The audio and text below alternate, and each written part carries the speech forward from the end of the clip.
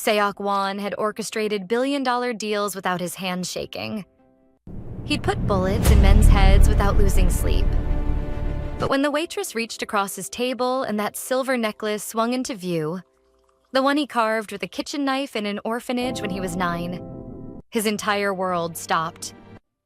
Keisha, the girl who sang to him when he cried, the girl who made the orphanage bearable, the girl he was ripped away from when his Mafia family claimed him.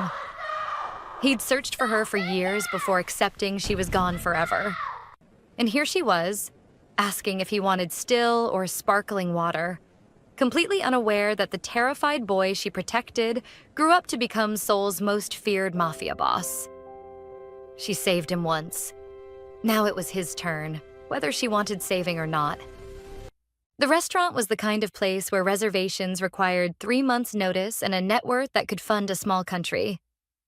Aurelius occupied the entire top floor of a Manhattan high-rise, its floor-to-ceiling windows offering a glittering view of the city that never slept. Crystal chandeliers cast fractured light across tables draped in Italian linen, where the elite of New York's social scene conducted their carefully orchestrated performances of wealth and power. Seok Won sat at the corner table, the one that offered a view of every entrance and exit.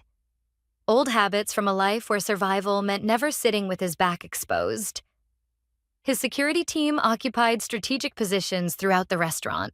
Young Ho near the elevator, Min Jae by the kitchen entrance, Dae-jung at the bar pretending to nurse an expensive whiskey he wouldn't actually drink.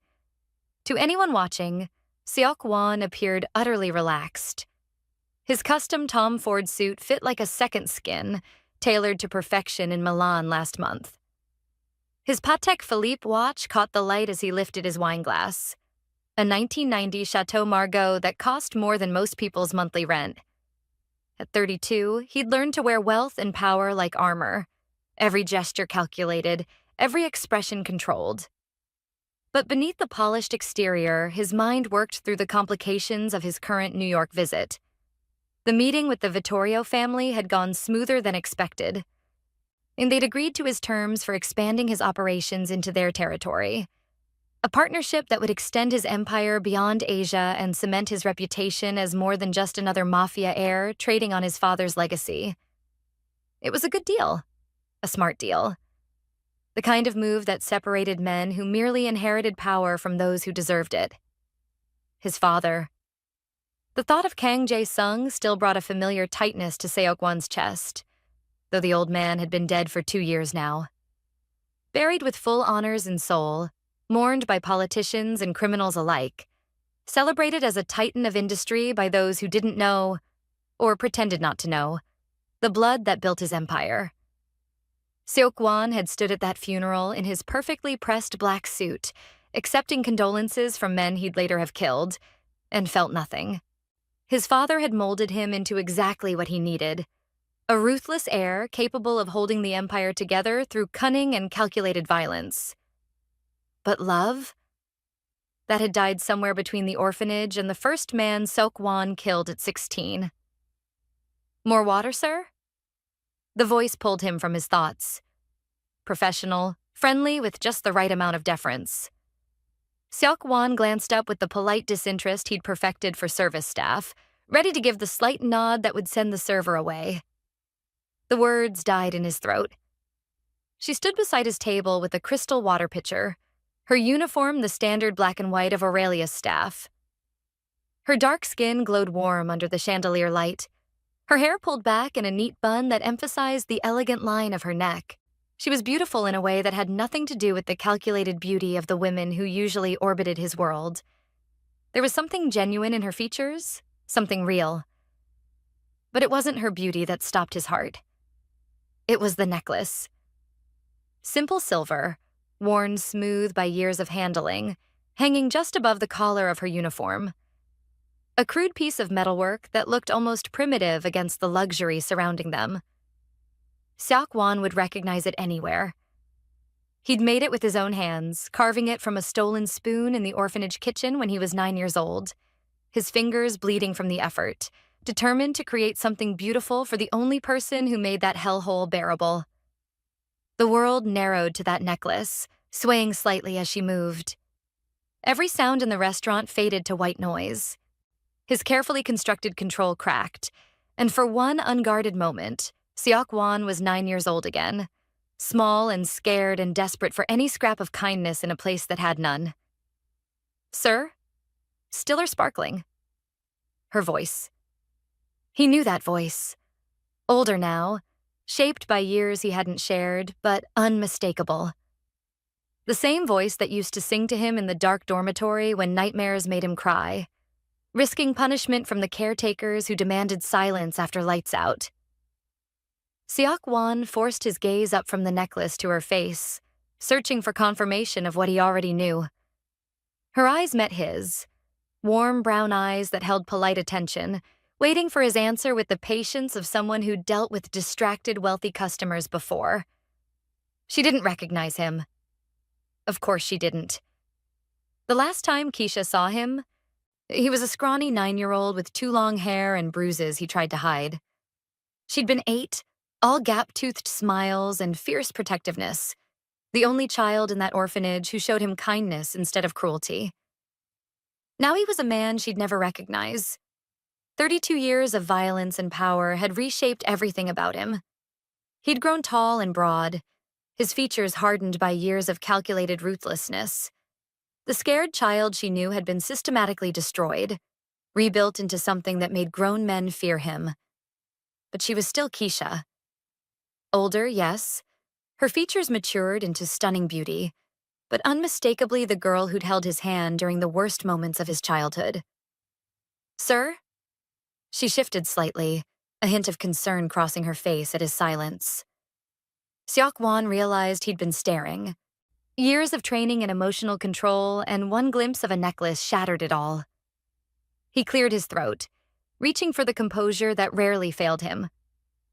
"Still water." His voice came out rougher than intended. He modulated his tone, adding the slight formality that characterized his English. "Thank you." Keisha smiled, a professional smile, warm but not overly familiar, and poured water into his glass with practiced ease. The necklace swayed again with her movement, and Seok-won had to force himself not to reach out and touch it, to verify it was real and not some hallucination conjured by too many sleepless nights. "Can I get you anything else?" she asked, setting the pitcher aside. "The chef has a special tonight, pan-seared Chilean sea bass with truffle risotto." "No, thank you. This is sufficient." She nodded, that same professional courtesy in her expression, and moved to the next table. Seok-won watched her go, his mind racing through 1,000 thoughts at once. 15 years. He'd searched for her for 15 years.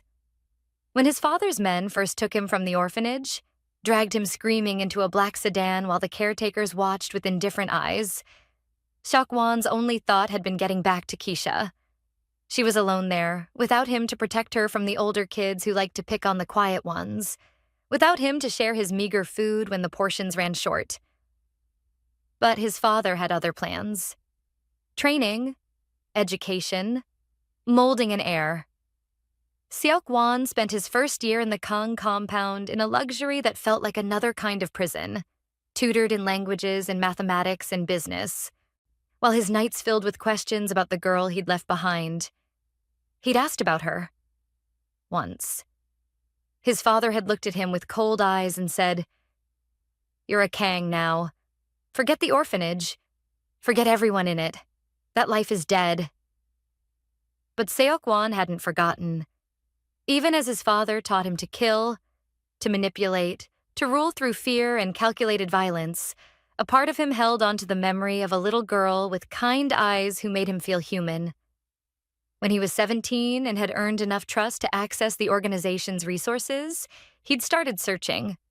Private investigators, contacts in social services, every possible avenue to track down one black girl from a New York orphanage.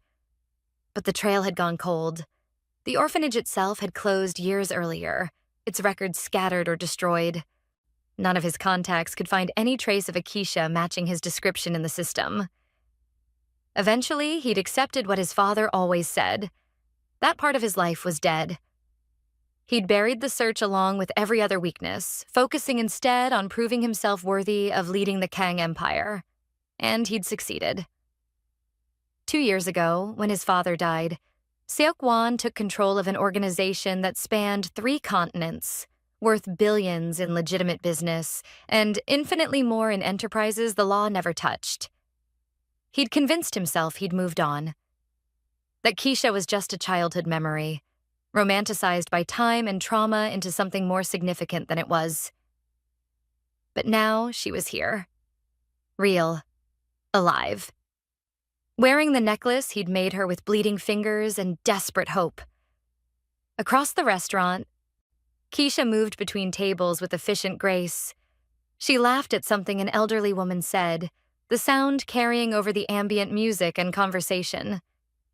That laugh, Seok-won remembered it from the orphanage, bright and genuine even in that terrible place. His phone buzzed. A message from Jung-ho. Everything all right? His security team had noticed his distraction. Of course they had. They were paid to notice everything, to spot any threat or deviation from pattern.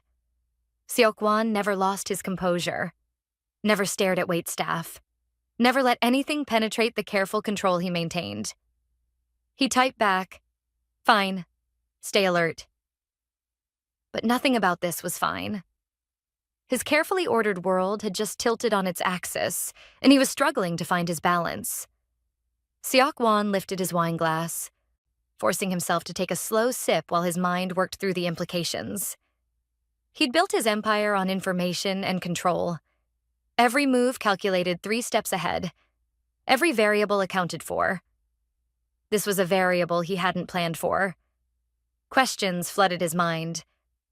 How had she ended up here, working as a waitress in an elite Manhattan restaurant? What happened to her after the orphanage? Was she happy? Safe? Did she ever think about the scared little boy who carved her a necklace and promised to always protect her? That promise. It echoed in his mind, spoken in a child's voice with absolute conviction. "I'll always protect you, Keisha. No matter what happens, I'll keep you safe."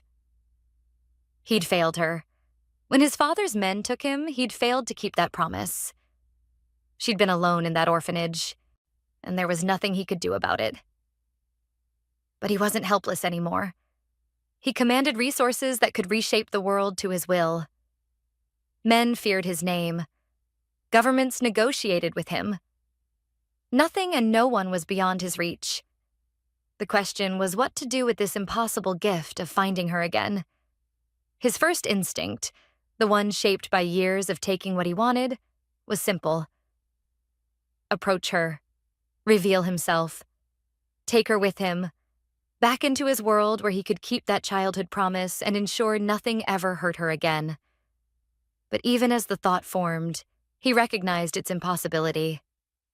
Keisha didn't know him. She'd grown up and built a life completely separate from the boy she knew in the orphanage. Walking up to her and declaring, "I'm Seok-won, remember me?" would make him seem insane at best, threatening at worst. And how could he explain what he'd become? The scared child she protected had transformed into a monster who built an empire on violence and fear. The hands that carved her that necklace had blood on them now, so much blood that he'd stopped counting years ago. She saw him as just another wealthy customer in an expensive suit. If she knew the truth, who he was, what he'd done, would she run? Would those warm eyes fill with fear and disgust? The thought made something twist in his chest, an unfamiliar sensation that he finally recognized as fear. Not the tactical fear that kept him alive in dangerous situations, but something deeper, more personal. He was afraid she'd hate what he'd become. Movement caught his eye. Keisha was heading toward the kitchen, her section apparently covered for the moment. The necklace glinted as she pushed through the swinging doors, and then she was gone from sight. Seok-won set down his wine glass with careful precision. His mind shifted into the mode that served him well in business negotiations and territorial disputes, analyzing the situation from every angle identifying the optimal strategy. He needed information first. Everything about Keisha's current life, her circumstances, her safety. Then he could decide how to proceed. His phone was in his hand before the decision fully formed. He pulled up his contacts, found the name he needed, and typed out a message to James Chen, one of his most reliable investigators in New York. I need a complete background check. Priority 1, name, Keisha, late 20s, black female, currently employed as waitress at Aurelius Restaurant, Manhattan. I want everything. Current address, employment history, family, associates, financial status, any legal issues. 24 hours. He hesitated, then added, be discreet. If she notices any investigation, you're done. The message sent. James would come through. He always did, and he knew better than to ask questions about Seok-won's sudden interest in a waitress. Seok-won sat back in his chair, forcing himself to appear relaxed even as his mind raced. Across the restaurant, other diners continued their meals, oblivious to the seismic shift that had just occurred in his world. The door to the kitchen swung open. Keisha emerged, carrying a tray laden with dishes for another table. She moved with the efficient grace of someone who'd worked in service for years, balancing the weight easily as she navigated between tables. She was alive. She was here. After 15 years of searching and 5 years of trying to forget, the universe had placed her directly in his path. Seok-won didn't believe in fate or divine providence. He believed in power, strategy, and the cold calculation that turned probability in his favor. But this felt like something else entirely. His father's voice echoed in his memory, cold and pragmatic. Sentiment is weakness. Attachment is vulnerability. A true leader keeps no one close enough to become a liability. For 23 years, Seok-won had followed that philosophy. He'd built his empire on calculated relationships where everyone served a purpose, and no one got close enough to matter. But Keisha had mattered before he knew to guard against it. She'd been the only bright spot in a childhood of darkness, the only person who saw him as someone worth protecting instead of someone to exploit or break. And the fact that she still wore his necklace, that crude piece of metal he'd made with bleeding fingers and desperate love, meant something. She'd kept it for 15 years, through whatever life she'd lived after the orphanage. She'd remembered him, even if she didn't recognize what he'd become. The thought settled something in Seok-won's chest, a determination that felt different from his usual cold calculation. This wasn't about strategy or empire building or proving anything to the ghost of his father. This was about keeping a promise he'd made when he was 9 years old, before violence and power reshaped him into something unrecognizable. He'd promised to protect her. And he would, whether she knew who he was or not. But first, he needed to understand the woman she'd become, the life she'd built. Then he could figure out how to weave himself back into her world without destroying everything she'd created. Seok-won reached for his wine glass again, his composure finally settling back into place like armor. To any observer, he was just another wealthy businessman enjoying an expensive meal, bored and detached from his surroundings. No one would see the storm of emotion and calculation beneath the surface. No one would recognize the significance of a simple silver necklace and the memories it awakened. No one except the man who'd carved it with bleeding fingers and a desperate need to give something beautiful to the only person who'd shown him kindness. Keisha moved through the restaurant, unaware that her past had just walked back into her life wearing a $10,000 suit and eyes that had killed but still remembered everything about a little girl who sang away his nightmares. She'd saved him once, in that orphanage, by making him feel human when everyone else treated him like he was broken beyond repair. Now it was his turn. And this time, nothing. Not his empire, not his reputation, not even her own resistance would stop him from keeping the promise he'd made when they were children. He'd always protect her, even if she never knew who he really was. The game had changed, and Seok-won always won. All right, I need to know. Are you Team Seok-won? Or are you screaming at Keisha to run? Drop a comment and tell me where in the world you're watching this from. 23 hours later, Seok-won sat in his penthouse suite at the Pierre, Manhattan's most exclusive hotel, reading through James Chen's report on his tablet. The investigation had been thorough, almost invasive in its detail, but Seok-won needed to know everything. Keisha Marie Thompson, 29 years old, born in Brooklyn to parents who died in a car accident when she was 6. No other family, which explained how she ended up in the same orphanage where Seok-won spent his early years. She'd aged out of the foster system at 18 with nothing but a high school diploma and determination. Worked her way through community college while juggling 3 part-time jobs, earned an associate degree in hospitality management.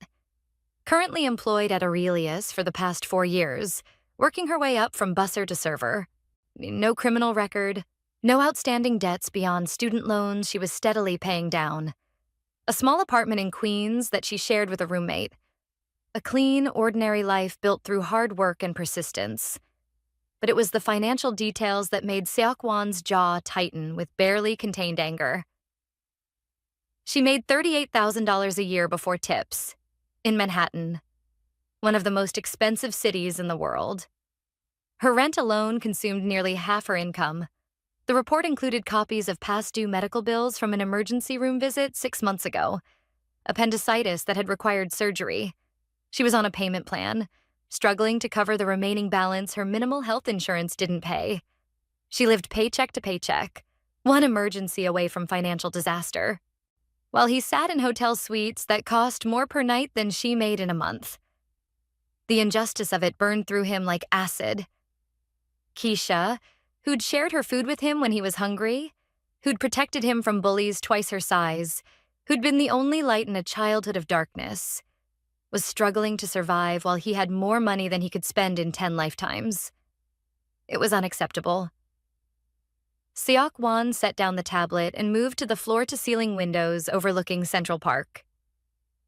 The city spread out before him, glittering in the late afternoon sun, millions of lives intersecting in patterns of chance and choice. He'd found her. Against all probability, the universe had placed her directly in his path. Now he had to decide what to do about it. The simplest solution was the most direct. Approach her, explain who he was, and he offered to take care of her financial problems. He could pay off her medical bills, her student loans, set her up in a better apartment. Easy, clean, efficient. But Seok-won knew human nature too well to think it would work. Keisha had built her life through her own effort. She had pride, dignity, the kind of strength that came from surviving on her own terms. Offering her charity would insult everything she'd worked for. And there was still the matter of what he'd become. How did he explain that the scared orphan boy she remembered had transformed into a Mafia boss with blood on his hands? That revelation alone might send her running, and he couldn't bear the thought of fear replacing the warmth in her eyes. No, this required a different approach, something subtle, strategic. He needed to be part of her life before she knew who he really was. To prove that despite everything he'd become, despite the violence and darkness that defined his empire, he was still capable of keeping the promise he'd made her. His phone rang. Young-ho's name flashed on the screen. Talk. Seok-won answered. We have a situation in Seoul. Kim's people are making noise about the waterfront territory. They're saying we're overstepping the agreement. Seok-won's mind instantly shifted into business mode, though part of him remained focused on the report about Keisha. Kim knows exactly where the boundaries are. This is posturing for his suppliers, showing he's not weak. Let him make noise, but put surveillance on his top lieutenants. If they move from talk to action, I want to know immediately. Understood. Also, the shipment from Busan cleared customs. No issues. Good. Anything else? Jung-ho hesitated, which was unusual. You've been in New York 3 days longer than planned. The board meeting in Seoul is in 48 hours. Translation. What are we still doing here? Seok-won looked out at the city, his reflection ghosting over the skyline. Reschedule it. We're staying in New York for the foreseeable future. Another pause. May I ask why? No. Young-ho knew better than to push. I'll inform the board. Shall I arrange for the apartment to be opened? Seok-won owned a penthouse in Tribeca, purchased years ago as a base for his New York operations. He rarely used it, preferring hotels when business brought him to the city. But if he was staying long-term, the apartment made more sense. Yes, and have my things moved from the hotel tomorrow. Consider it done. Seok-won ended the call and returned to the tablet, pulling up a different section of the report. Keisha's schedule at Aurelius. She worked 4 nights a week, Tuesday through Friday, 5 p.m. to midnight. Weekends off. Tonight was Thursday. She'd be there. An idea formed, risky but calculated. He could return to the restaurant.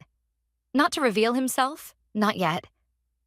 Just to observe, to understand more about her current life. See how she interacted with co-workers, with customers. Learn her patterns, her mannerisms, everything that made her who she was now. It was borderline obsessive. He recognized that. But obsession was something Seok-won understood, even embraced. Half his empire was built on an obsessive attention to detail that others missed. And this was just another form of that. More personal, certainly. But the principle remained the same. He was about to reach for his phone to make a reservation when it rang again. This time, an unknown number with a Seoul country code. Seok-won answered in Korean. Yes? Seok-won si. The voice was older, cultured, speaking with the formal respect that came naturally in Korean business culture. It's been too long. He recognized the speaker immediately. Park Jin-ho, one of his father's oldest associates. A legitimate businessman on paper with connections that ran deep into Seoul's political establishment. In reality, he was one of the major players in their world, controlling significant portions of the city's underground economy. Park Si, I wasn't expecting your call. I heard you were in New York, expanding operations, from what I understand. Ambitious. There was something in the older man's tone that put Seok-won on alert. Park didn't call for social pleasantries. Business opportunities present themselves. I'm simply capitalizing on them. Of course, your father would be proud. He always said you had the instincts for this life. A pause, weighted with meaning. I'm calling because I received some interesting information. It seems someone has been asking questions about your time in the orphanage. Old records, staff members, that sort of thing. Seok-won's hand tightened on the phone. When? 3 days ago. American investigator working on behalf of an unnamed client. Very discreet, very professional. But our people noticed. 3 days ago, the same day Seok-won had hired James to investigate Keisha, which meant someone else was investigating him, and the timing was too perfect to be coincidence. Do we know who hired the investigator? Not yet, but I have people looking into it. I wanted to give you advance warning. Someone is digging into your past, Seok-won. That's rarely good for men in our position. No, it wasn't. Seok-won had worked hard to bury his orphanage years, to ensure that narrative couldn't be used against him by rivals or enemies. The official story was simpler. Kang Jae-sung's illegitimate son, raised in America, brought into the family at 9. No one needed to know about the orphanage, about the poverty and helplessness that defined his early years.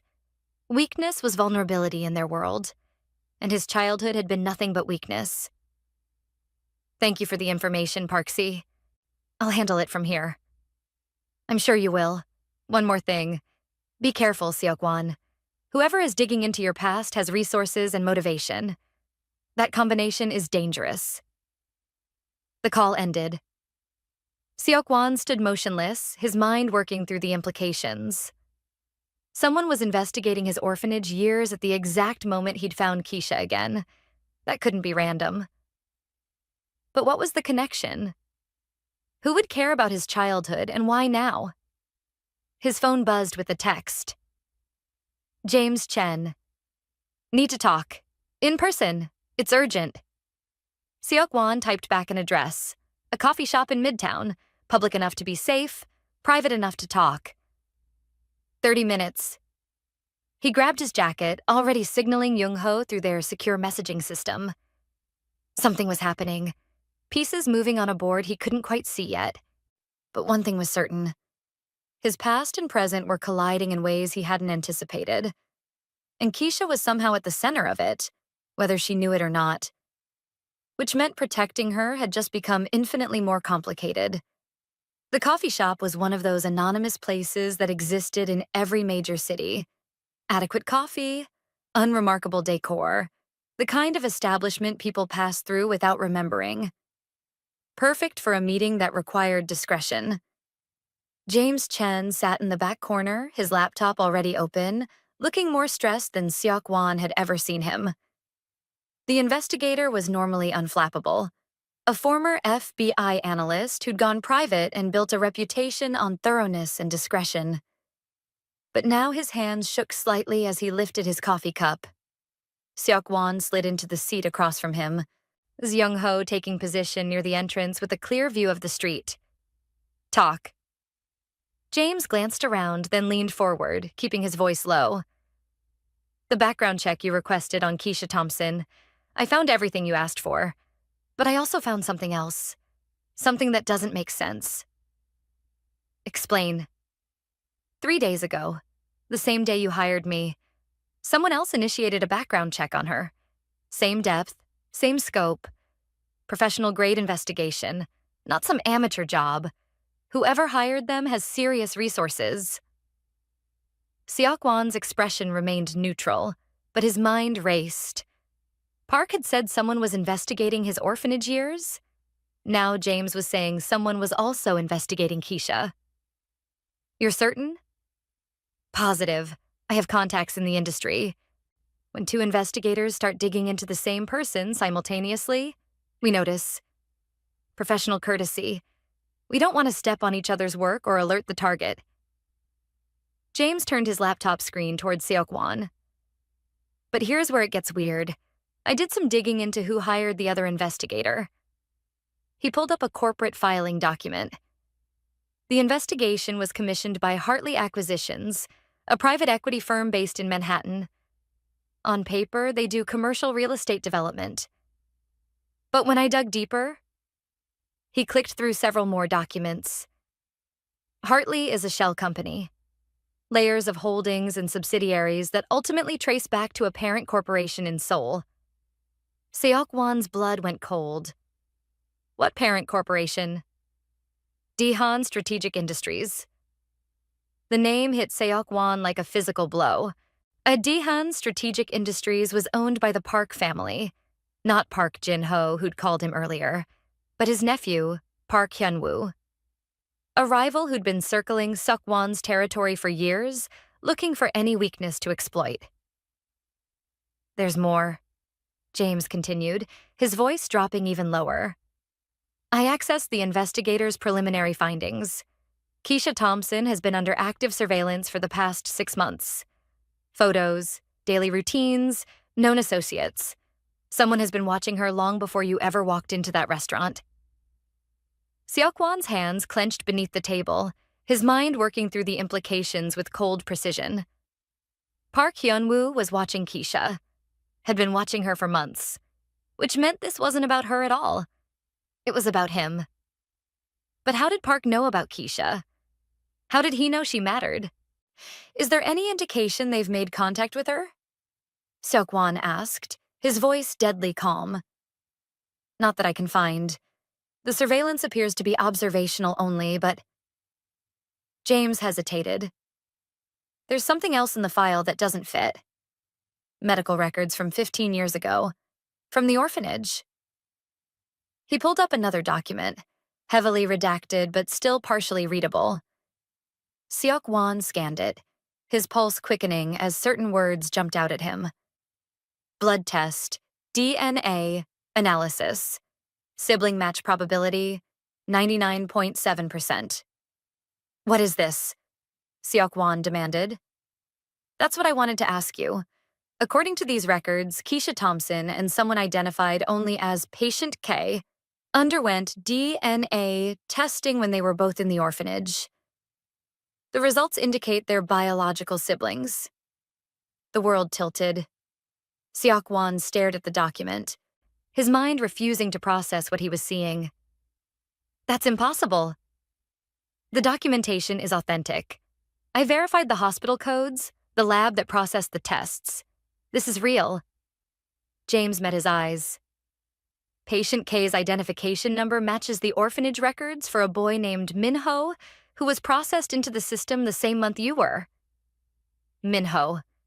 His Korean name before his father claimed him and gave him the family name. Before he became Kang Seok-won. You're saying Keisha and I are siblings?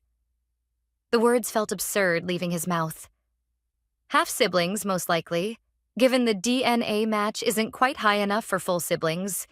But yes, according to these records, you share at least one biological parent. Seok-won's mind reeled. His mother, his American mother who died giving birth to him, had another child? A daughter? And that meant Keisha was his half-sister, sharing the same mother. But that made no sense. Keisha's parents died in a car accident when she was 6. The report James compiled was clear on that. She wasn't abandoned as a baby like he was. There's a problem with this. Seok-won said slowly. Keisha Thompson's parents are documented. Death certificates, police reports from the accident. She wasn't given up for adoption like I was. James nodded. I know. Which means either the DNA test is wrong or someone falsified Keisha's family history. And given the resources Park Hyun-woo is putting into investigating this, I'm betting on the latter. The implications crashed through Seok-won like a wave. If Keisha was his half-sister, if they shared his American mother, then her entire identity, the car accident, the dead parents, as everything, was a constructed lie. But why? Who would go to such elaborate lengths to hide her true parentage? And more importantly, how did Park Hyun-woo know about this when Seok-won himself had no idea? Does Park know about the DNA results? Seok-won asked. I can't be certain, but given the scope of his investigation, I'd assume yes. He's clearly looking for something, and he's putting significant resources into watching Keisha. Seok-won's protective instincts roared to life, mixing with a cold fury that made his vision sharpen. Park was watching Keisha, investigating her, which meant she was in danger, whether she knew it or not. If Park discovered she was Seok-won's half-sister, assuming the DNA test was accurate, he'd use her as leverage. A weakness to exploit.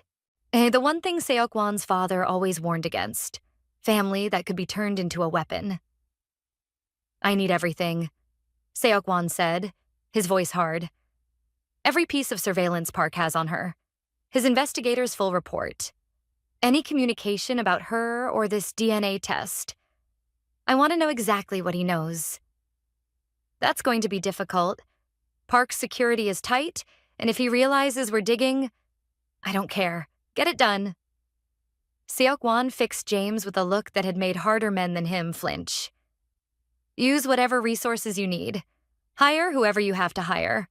But I want that information, and I want it before Park makes his move.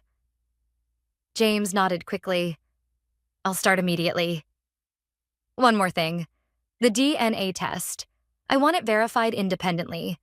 Different lab, different samples if we can get them. I need to know if this is real or if someone is playing a very elaborate game. Understood. Though getting a sample from Keisha without her knowledge will be tricky. Then get creative. Seok-won stood, signaling Jung-ho. And James? This conversation never happened. If Park's people come asking questions, you know nothing about my interest in Keisha Thompson. Of course. Seok-won left the coffee shop, his mind churning through scenarios and strategies. Jung-ho fell into step beside him, silent but alert. Half-siblings. The possibility seemed absurd, yet the documentation James showed him looked legitimate. which meant either it was an incredibly sophisticated forgery designed to manipulate him, or his father had lied about more than Seok-won realized. His father. Always secretive, always controlling information like a weapon. Had Kang Jae-sung known about Keisha? Had he known his dead mistress had another child, a daughter, and deliberately kept that information hidden? It would be exactly like his father to keep such a devastating secret. To let Seok-won spend years searching for a childhood friend, never revealing that friend was actually his half-sister. But why? What purpose did that secrecy serve? Unless his father feared exactly what was happening now, that enemies would discover the connection and use it against them. A mafia boss's illegitimate children were always targets, always potential weaknesses to exploit. Better to keep Keisha hidden, unknown, safe through obscurity. Except she wasn't safe anymore. Park Hyun-woo had found her, was watching her. And if Park knew about the DNA test, he'd eventually make his move. Seok-won's phone buzzed. A text from an unknown number. "We need to talk. About the girl. Tonight. 10 p.m., Pier 76. No signature, but Seok-won recognized the setup. An invitation from someone in their world who wanted to negotiate or threaten, or both. The location was public enough to prevent outright violence, but isolated enough for a private conversation. This had Park written all over it. Young-ho had read the message over his shoulder. Could be a trap. Probably is. Seok-won checked his watch. 4 hours until the meeting. Contact Min-jae and Dae-jung, full security detail, and find out who owns the warehouses near Pier 76. I want to know if Park has people positioned there. You're actually going? He wants to talk about Keisha. I need to know what he knows and what he wants. Seok-won's voice hardened. And if he's made any moves toward her, I need to send a very clear message about what happens to people who threaten what's mine. Young-ho nodded, already pulling out his phone to coordinate. Seok-won continued walking, his destination clear in his mind. Aurelius Restaurant, where Keisha would be starting her shift in less than an hour. He needed to see her again, to reconcile the childhood friend he remembered with the possibility that she was his half-sister. To look at her with this new information and understand what it meant. And he needed to make sure she was safe. Because if Park was bold enough to send that text, he was already several moves into whatever game he was playing. The question was whether Keisha was the prize or the pawn. Either way, Seok-won would burn down anyone who tried to use her against him. The restaurant was already filling with early diners when Seok-won arrived. He'd called ahead this time, securing the same corner table.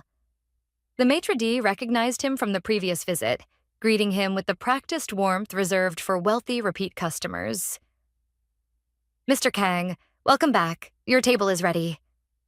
Seok-won followed him through the dining room, scanning automatically for exits and potential threats.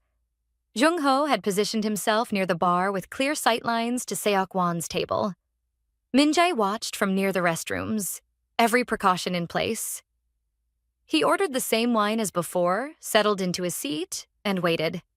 Keisha appeared 10 minutes later, carrying a tray of drinks to a nearby table. She hadn't noticed him yet, focused on her work with the same efficient grace he'd observed during his first visit.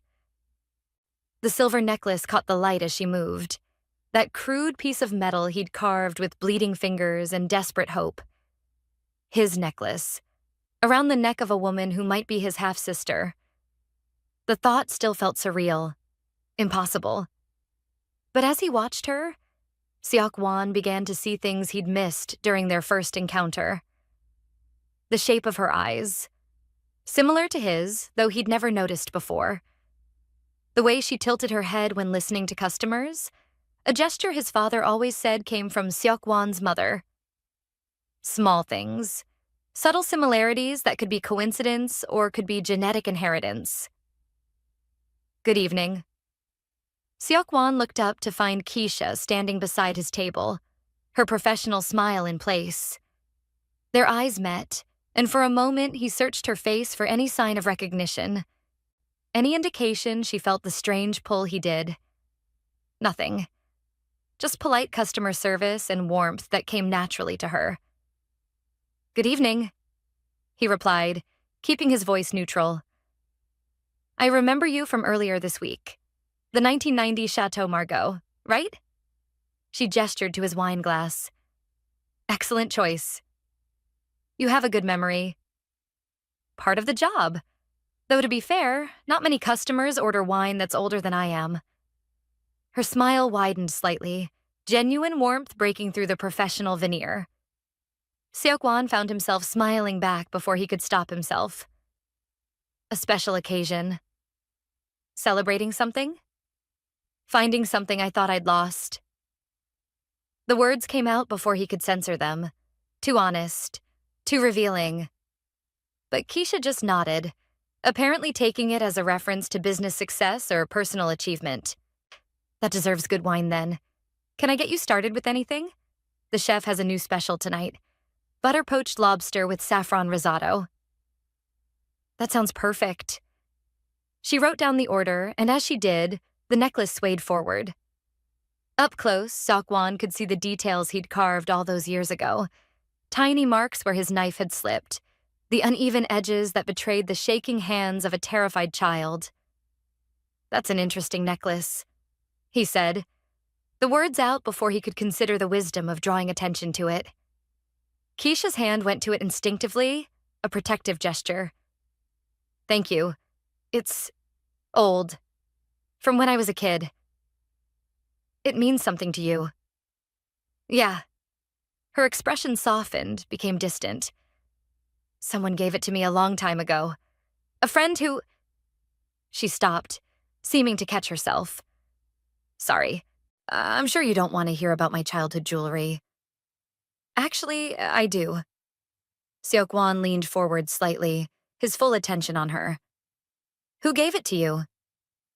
Keisha hesitated, and he could see her weighing whether to share something so personal with a customer. But something in his expression, maybe the intensity of his interest, maybe something deeper she couldn't name, made her continue. "There was this boy in the orphanage where I grew up. We were friends. He was quiet, kept to himself mostly, but we looked out for each other." Her fingers traced the necklace, a gesture so familiar it made Seok-won's chest tight. "He made this for me. Carved it from a spoon handle, can you believe that? Just to give me something that was mine." "What happened to him?" "He got adopted. One day these men came and took him away. He was crying, fighting them, but they just took him." Her voice dropped, pain flickering across her face. "I never saw him again, but I kept the necklace. It reminds me that someone once thought I was worth protecting." The words hit Seok-won like bullets, each one finding a target he didn't know was vulnerable. She remembered. After 15 years, she still remembered that day, still wore his gift, still thought about the boy who'd failed to protect her when it mattered most. "I'm sure he never forgot you," Seok-won said quietly. Keisha looked at him, really looked at him, and for a moment something flickered in her eyes. A question. A recognition that didn't quite form. Then she blinked and it was gone, replaced by her professional smile. "That's kind of you to say. I'll put in your order." She walked away, leaving Seok-won sitting in silence with revelation crashing through him like thunder. She remembered him, mourned him, wore his promise around her neck every single day. And if the DNA test was accurate, she was his sister, his family. The only blood relation he had left in the world beyond the empire his father built. His phone buzzed. Young-ho. "We have a problem. Park's men just entered the building. 3 of them, armed. They're heading for the service elevator." Seok-won was on his feet instantly, his mind shifting from emotional turmoil to tactical precision. Park's men were here, at the restaurant, which meant either they were coming for him or— His blood went cold. They were coming for Keisha. He moved through the restaurant with controlled urgency, Jung-ho and Min-jae converging on his position. Where are they now? Surface level, heading toward the kitchen. They know the layout. Of course they did. Park had been watching Keisha for months. He knew where she worked, knew her routine, knew exactly how to get to her. Seok-won reached the kitchen entrance just as screams erupted from inside. He burst through the swinging doors to find chaos. Staff scattering, pots clattering to the floor, and 3 men in dark suits pushing through toward the back exit where Keisha stood frozen, her eyes wide with terror. The lead man grabbed her arm, and something in Seok-won's chest simply shattered. He crossed the space in seconds, moving with a violence that came from years of training and a rage that came from somewhere far deeper. His fist connected with the first man's jaw, a crack of bone that sent him sprawling. The second man reached for his weapon, but Jung-ho was already there, disarming him with brutal efficiency. The third man, smarter or more experienced, released Keisha and backed toward the exit, hands raised. We're just delivering a message. Park wants to talk. Then Park can come himself. Seok-won positioned himself between the man and Keisha, every line of his body radiating lethal intent. Tell him if he sends anyone near her again, I'll send them back in pieces. The man's eyes flickered to Keisha, then back to Seok-won. He said you'd be protective. Said that's how he knew. Knew what? That she matters to you. More than just some waitress. The man smiled, cold and knowing. He's got the DNA results, knows exactly who she is, and he's wondering what she's worth to you. Her life for your territory, that's the deal. You have until tomorrow night to decide. Then he was gone, disappearing through the exit before Seok-won could reach him. Jung-ho moved to follow, but Seok-won stopped him with a gesture. The damage was done. Park had made his move, revealed his leverage. Seok-won turned to find Keisha pressed against the wall, her chest heaving with panicked breaths. Her eyes locked on him with a mixture of fear and confusion and something else. Recognition starting to dawn. Who are you? She whispered. And Seok-won realized everything had just changed. He couldn't protect her from the shadows anymore. Couldn't ease into her life gradually, earning her trust. Park had forced his hand, and now he had no choice but to tell her everything. My name is Kang Seok-won, he said quietly, watching her process the Korean name. But you knew me as Min-ho, the boy from the orphanage, the one who made you that necklace. Keisha's hand went to the silver pendant, her eyes widening impossibly further. That's impossible. Min-ho was 9 years old when my father's men took me. I know. I've changed. But I never forgot you, Keisha. And that necklace? I carved it to keep a promise. He took a step closer, his voice dropping. I told you I'd always protect you. That promise still stands. But right now, you're in danger because of me, and I need you to trust me long enough to keep you safe. She stared at him, breathing hard, clearly trying to reconcile the terrified child she remembered with the dangerous man standing before her. The DNA results those men mentioned. Seok-won continued, his voice steady despite the chaos of his emotions. They say you and I are half-siblings, that we share a mother. I don't know if it's true, but someone very dangerous believes it is, and they're going to use you to get to me. Half-siblings? Keisha's voice cracked. But my parents, the accident, may not have been your real parents. I don't have all the answers yet. But I will. He held out his hand. Right now, I need you to come with me. Somewhere safe. And then I'll explain everything. Keisha looked at his outstretched hand, at the necklace she'd worn for 15 years, at the man claiming to be her childhood friend and possibly her brother. Please, Seok-won said, and it was the first time in years he'd said that word and meant it. Trust me like you did when we were children. Just one more time. For a long moment, she didn't move. Then, slowly, her hand rose and clasped his. Okay. she whispered. "But you better have one hell of an explanation." Seok-won's fingers closed around hers, and he felt the weight of every promise he'd ever made settling on his shoulders. "I do. And Keisha?" He met her eyes. "I'm sorry I failed you before, but I swear on everything I am, I won't fail you again." The penthouse in Tribeca was a fortress disguised as luxury. Floor-to-ceiling bulletproof windows, reinforced steel doors hidden behind elegant woodwork, and a security system that would make most government facilities jealous. Seok-won had bought it 3 years ago precisely for situations like this, when he needed a secure location in New York that his enemies wouldn't immediately associate with him. Keisha stood in the center of the living room, still wearing her work uniform, her arms wrapped around herself as she took in the surroundings. Young-ho and Min-jae had swept the apartment twice already, confirming it was clean. Now they positioned themselves at strategic points. Jung-ho by the elevator, Min-jae monitoring security feeds from a laptop set up in the dining room. Seok-won poured water into a glass, his movements controlled despite the adrenaline still coursing through his system. He handed it to Keisha, watching as she took it with trembling fingers. "Drink," he said quietly. She did, draining half the glass before setting it on the coffee table. Then she looked at him, really looked at him, searching his face for the child she'd known. "Your eyes," she said finally. "I remember your eyes. They were always so sad."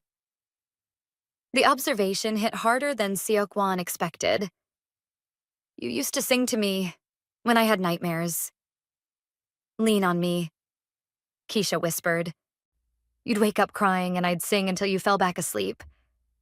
Her hand went to the necklace again, that unconscious protective gesture. "The caretakers said you got adopted, that some rich family wanted you. That's not exactly what happened." Seok-won moved to the windows, looking out at the Manhattan skyline. "My father didn't adopt me. He claimed me. There's a difference." "I don't understand." "My father was Kang Jae-sung, head of one of Seoul's most powerful criminal organizations. My mother was an American woman he had an affair with while doing business in New York. She died giving birth to me, and I was placed in the orphanage. My father didn't know I existed until I was 9. Seok-won turned back to face her, watching her process this information. "When he found out, he sent his men to take me. I didn't want to go. I fought them. I was screaming your name when they dragged me into that car." Keisha's eyes glistened with unshed tears. "I remember. I ran after the car until one of the caretakers pulled me back inside. My father trained me, educated me, molded me into his heir. And when he died 2 years ago, I inherited his empire." Seok-won's voice remained steady, clinical, as he revealed the truth of what he'd become. "I run a criminal organization, Keisha. The men who attacked you tonight work for a rival who wants my territory." He watched for her reaction. The fear, the disgust. The moment she'd realized the boy she protected had become a monster. But Keisha just stood there, absorbing his words with a strange calm. "Why me?" she asked finally. "Why would your rival care about a waitress he's never met?" "Because I care about you. And in my world, anything you care about becomes a weapon someone can use against you. But you didn't even know I existed until a few days ago. I've been searching for you for 15 years. The admission came out raw, honest. Every investigator I could hire, every resource at my disposal, I never stopped looking." Keisha's breath caught. "Why?" "Because you were the only good thing in my childhood. The only person who made me feel like I mattered." Seok-won took a step closer. "When my father's men took me, I promised myself that if I ever found you again, I'd make sure nothing ever hurt you. That promise kept me sane through years of training that was designed to break me." "Min-ho." "Seok-won," he corrected gently. "Min-ho died in my father's compound. But the promise he made to you, and that survived." Keisha wrapped her arms tighter around herself. This is insane. Yesterday I was worried about making rent. Now I'm apparently caught in some Mafia war because a childhood friend became a crime boss and never forgot about me. It's more than not forgetting.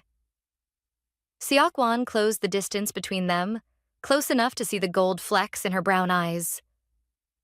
I've built an empire on ruthlessness and calculated violence. I don't let people close. I don't form attachments. But you, Keisha? You've been in my head for 15 years. And now that I've found you, now that you're real and not just a memory I've romanticized, I'm not letting you go.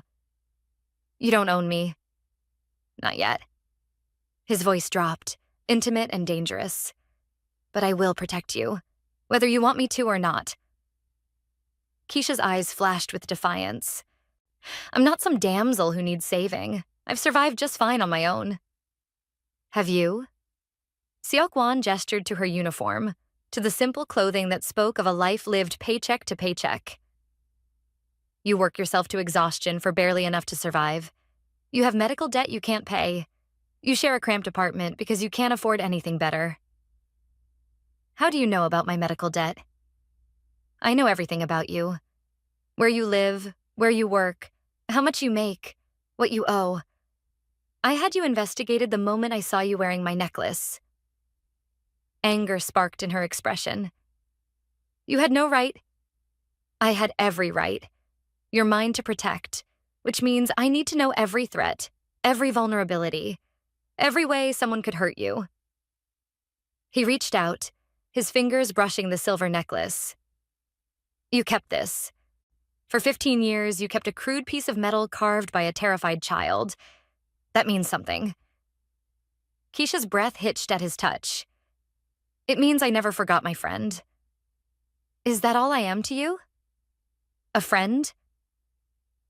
The question hung between them, weighted with implications neither wanted to examine too closely.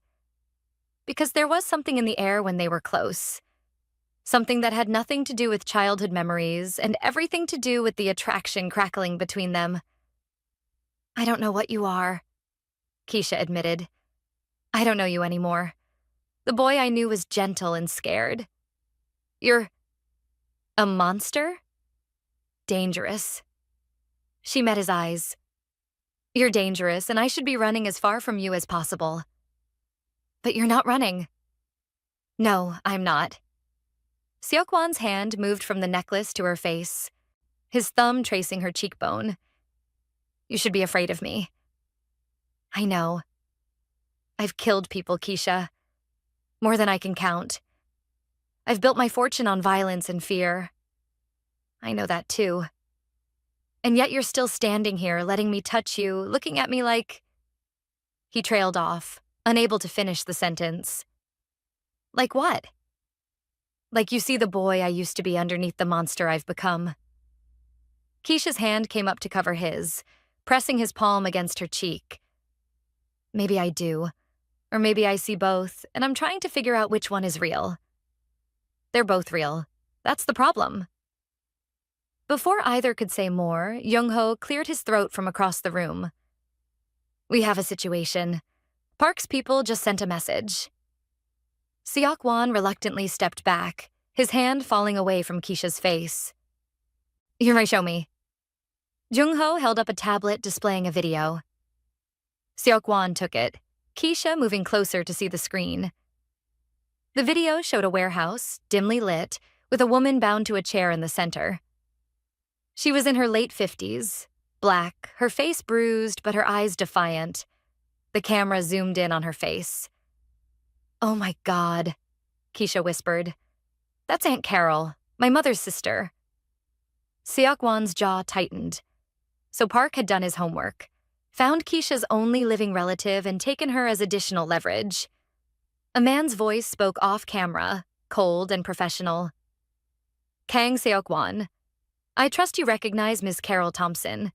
She's been quite informative about your little waitress friend. Did you know Keisha used to call her every Sunday? That they're very close despite living in different cities? The camera panned back to show Carol more fully. Her hands were bound, but her expression was fierce, unbroken. Keisha has 24 hours to turn herself over to us, the voice continued. If she cooperates, her aunt lives. If she doesn't, well, let's just say Carol Thompson has a lot to lose, starting with her fingers. The video ended. Keisha stood frozen, her face pale. They have Aunt Carol. They're going to hurt her because of me. No. Seokwan's voice was hard as steel. They're going to hurt her because of me. This is Park's way of forcing my hand. Then we give him what he wants. Me for my aunt. Absolutely not. You don't get to make that decision. Yes, I do. Seokwan turned to face her fully, his expression leaving no room for argument. You're under my protection now. That means no one touches you. Not Park, not his men. Not anyone. My aunt will die. Your aunt will be rescued, but not by sacrificing you. He pulled out his phone, already formulating a plan. Jung-ho, I need a location on that warehouse. Use every resource we have. On it. Seokwan turned back to Keisha. Park made a mistake by taking your aunt. He's given us a target, a location we can hit. That's leverage. You're going to attack them? Start a war? The war already started the moment Park's men put their hands on you in that kitchen. His voice dropped, intimate and deadly. I told you I'd protect you. That includes everyone you care about. Keisha stared at him. Why? Why risk your empire, your people, everything you've built for someone you barely know anymore? Because you're not just someone. Seokwan moved closer, invading her space, making her tilt her head back to maintain eye contact. You're the only person who ever made me feel human. The only one who saw something worth protecting in a scared, broken child. And now that I have the power to return that kindness, you think I'm going to walk away? This isn't kindness. This is obsession. Maybe. But it's my obsession, and you're stuck with it. His phone buzzed. A message from James. DNA results came back. No genetic relation between you and Keisha Thompson. Park's documents were fabricated. Relief flooded through Seokwan so intensely he had to steady himself. Not siblings. The DNA test Park had used to manipulate him was a lie. Which meant everything he felt for Keisha, the attraction, the possessiveness, the overwhelming need to claim her as his, wasn't wrong. It was just dangerous. What is it? Keisha asked, noticing his expression. Nothing. Just confirming something. He looked at her, at this woman who'd occupied his thoughts for 15 years and made a decision. When this is over, when your aunt is safe and Park is dealt with, you and I need to have a conversation about what happens next. What do you mean? I mean, I'm not walking away from you again. Not now that I've found you. His voice was firm, possessive. So you need to decide if you can handle being part of my world. Because I'm not going back to Seoul without you. Keisha's eyes widened. You can't just decide that. Watch me. Before she could respond, Minjae called out from his position. Boss, we've got company. Multiple vehicles approaching from 3 directions. ETA 2 minutes. Seokwan cursed. Park's moving faster than expected. Young-ho, alternate exit? Service stairs to the parking garage. Go, now. They moved quickly, Young-ho leading the way while Minjae covered their rear. Seokwan kept Keisha close, one hand on her lower back, guiding her through the apartment. The stairwell was concrete and industrial, their footsteps echoing as they descended. Seokwan's mind raced through contingencies, calculating their next move. They reached the parking garage to find 2 black SUVs waiting, engines running. But something was wrong. The drivers weren't his usual people. Stop, Seokwan commanded, pulling Keisha behind him. One of the drivers stepped out, hands raised. Mr. Kang, Park sent us to escort you and the girl to a meeting. He wants to negotiate. I don't negotiate with people who kidnap civilians. He anticipated you'd say that. The driver pulled out a phone, showing a live video feed. Carol Thompson, still bound, but now with a gun pressed to her head. He says if you don't come willingly, the aunt dies. Your choice. Keisha gasped beside him. Seokwan's mind worked through options, all of them bad. If we go with them, they'll kill us both. He said quietly to Keisha. And if we don't, they kill Aunt Carol. I can get her back, but I need time. We don't have time. Keisha's voice broke. She's all I have. The only family I have left? I can't let her die because of me. Seokwan looked at her, at the desperation and fear in her eyes, and felt something crack in his chest. He'd promised to protect her. But protecting her meant respecting what she cared about, even if it put them both at risk. All right, he said finally, turning to the driver.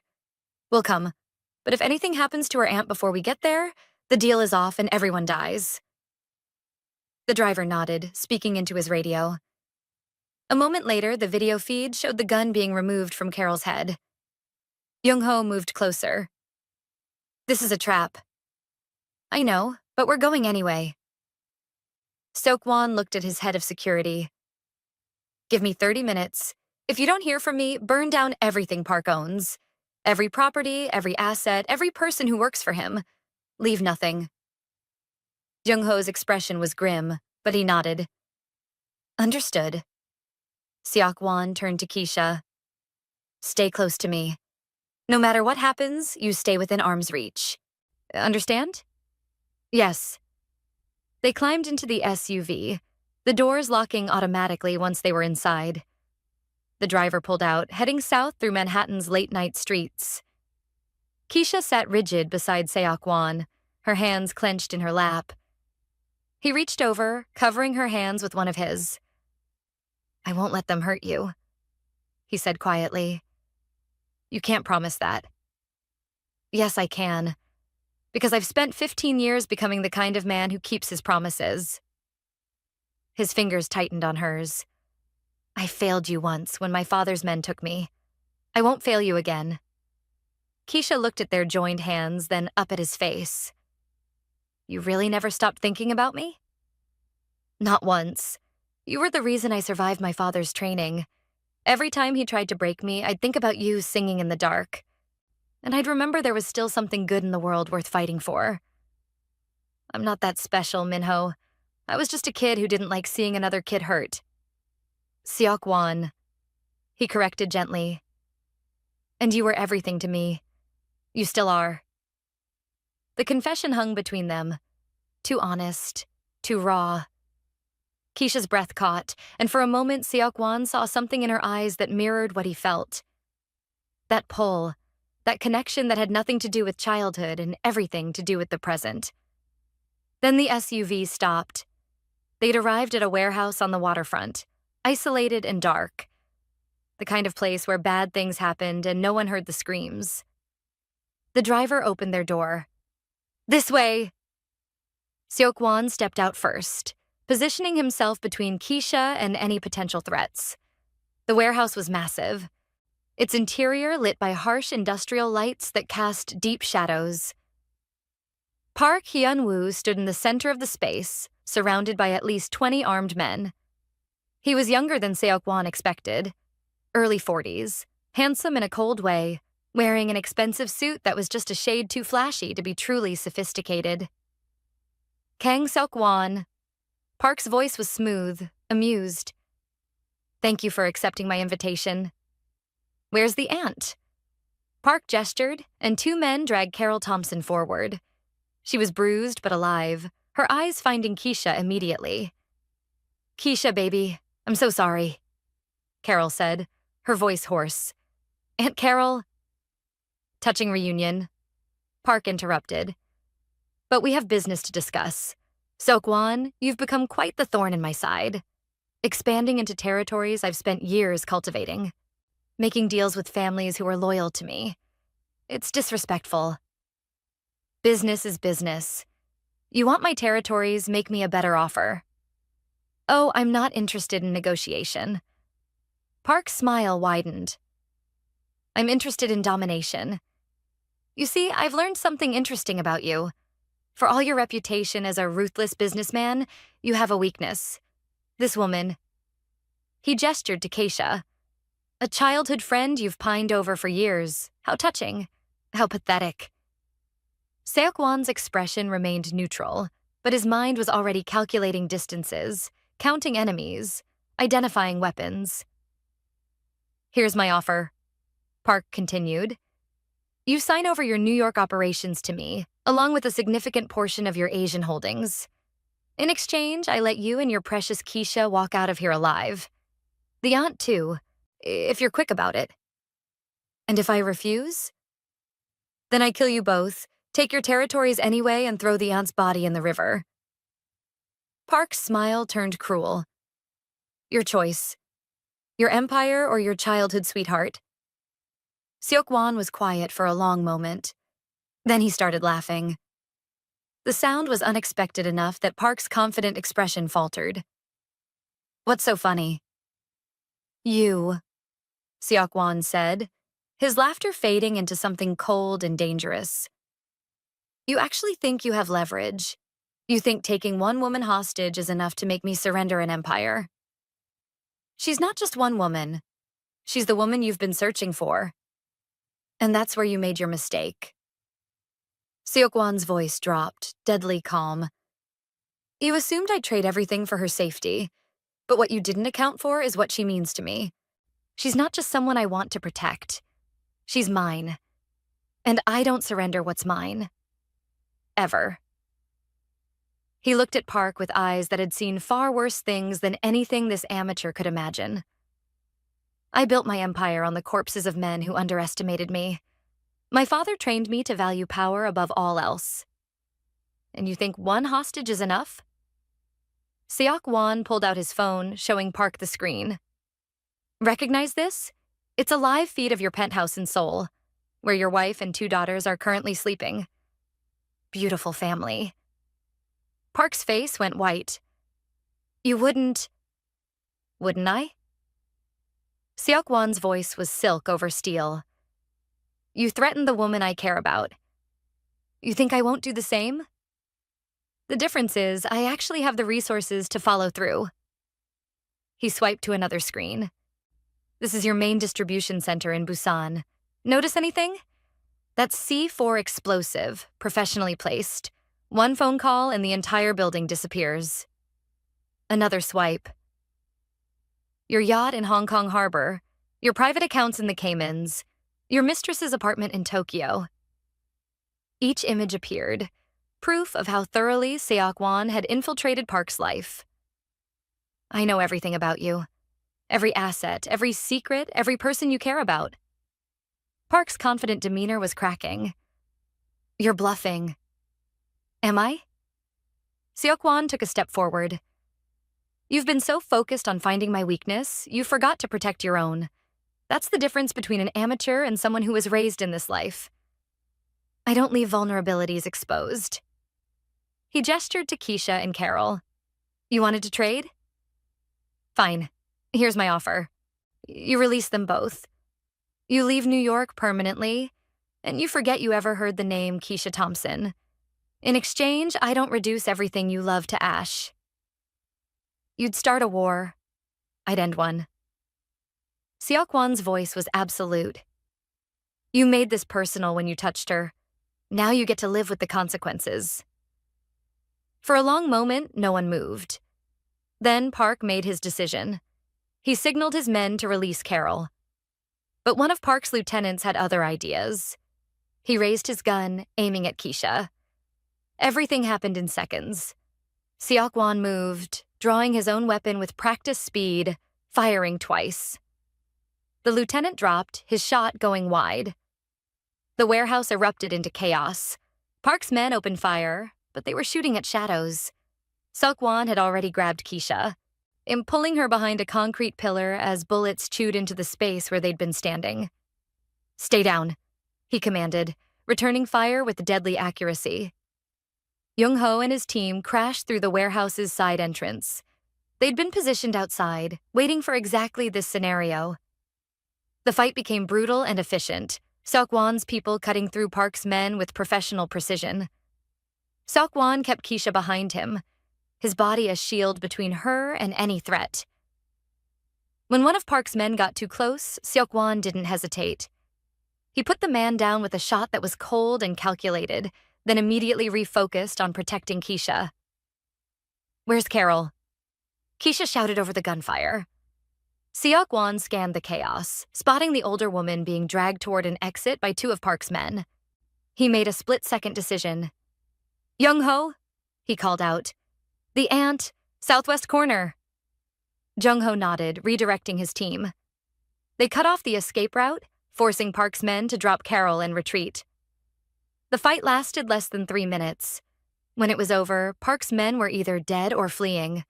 Park himself was on his knees, Jung-ho's gun pressed to the back of his head. Seok-won stood, pulling Keisha up with him. "You okay?" She nodded shakily, then ran to her aunt. Carol was bruised and terrified but alive. They clung to each other, both crying. Seok-won watched them for a moment, something in his chest loosening at the sight. Then he turned to Park. "You made several mistakes tonight," he said conversationally, approaching the kneeling man. "First, you underestimated how far I'd go to protect what's mine. Second, you thought threatening civilians would make you look strong when really it just made you look weak. And third, you forgot that I'm Kang Jae-sung's son. I was trained by the most ruthless man in Seoul. What did you think would happen?" Park looked up at him with fear and hatred warring in his expression. "You can't kill me. My organization will fall apart within a week once word spreads that you died begging." Seok-won's voice was matter-of-fact. "That's how this works. Show weakness and the wolves descend." He looked at Jung-ho. "Make it clean, and make sure everyone knows what happens to people who threaten my interests." Jung-ho nodded. Seok-won turned away, walking back to where Keisha stood with her aunt. He didn't need to see what happened next. He'd given the order and Jung-ho would execute it efficiently. The sound of the gunshot echoed through the warehouse. Keisha flinched but didn't look away from Seok-won. In her eyes, he saw the full weight of what he'd just done, what he was. Not the scared boy from the orphanage, not even just a crime boss. A killer. "Let's get you both out of here," he said quietly, offering his hand to Carol. Carol took it hesitantly, letting him help her stand. "You're him, the boy Keisha used to talk about." "I was, a long time ago." "And now?" "Now I'm the man who keeps his promises." He looked at Keisha. "Even the ones I made when I was 9 years old." They left the warehouse, stepping out into the cool night air. Police sirens wailed in the distance, but they'd be gone long before any authorities arrived. Jung-ho had already arranged for cleanup crews to sanitize the scene. In the SUV, a different one, clean and untraceable, Seok-won sat across from Keisha and her aunt. Carol was shaking with delayed shock, and Keisha held her hand, providing silent comfort. "Thank you," Carol said finally, looking at Seok-won. "For saving me." "Thank Keisha. She's the reason any of this happened." "Because you care about her." "Yes." Carol studied him with sharp eyes that reminded him of Keisha's. "My niece is a good woman. She deserves better than a life of violence." "I know." "And yet you're not letting her go." "No, I'm not." "Why?" Seok-won met Carol's gaze directly. "Because she's the only thing that makes me remember I'm human, and I'm selfish enough to keep her close even though she deserves better." The honesty seemed to surprise Carol. She looked at her niece, then back at Seok-won. "At least you're honest about it." They drove in silence for several minutes. Finally, Keisha spoke. "Where are we going?" "Safe house in Connecticut. Rural, isolated. You and your aunt can stay there until we're certain all of Park's people are dealt with." "And then what?" "Then you decide." Seok-won leaned forward, his eyes locked on hers. "You can go back to your apartment, your job, your normal life. I'll make sure you're financially stable, That you never have to worry about money again. Or what? Or you come with me, back to Seoul, into my world. It won't be easy. It won't be safe. But you'll never be alone again. Keisha stared at him. You're asking me to choose between safety and you. I'm asking you to choose what you want. Not what's practical or smart. What you actually want. I don't even know you anymore. Then get to know me. Give me time to prove that the boy you sang to in the dark is still in here somewhere. His voice dropped, intimate despite Carol's presence. Give me a chance to show you what we could be. You just killed a man. Several men. And I'll kill more if they threaten you. That's who I am, Keisha. I won't apologize for it. I'm not asking you to apologize. I'm asking if you're capable of being anything other than a weapon. The question hit harder than any accusation. Seok-won sat back, considering his answer carefully. I don't know, he admitted finally. My father spent 23 years making sure I was nothing but a weapon. But when I'm with you, when I look at you, I feel something else. Something that terrifies me because it's a weakness I can't afford. What do you feel? Hope. The word came out rough, honest. That maybe I'm not completely broken. That maybe there's still something worth saving in what I've become. Keisha's eyes filled with tears.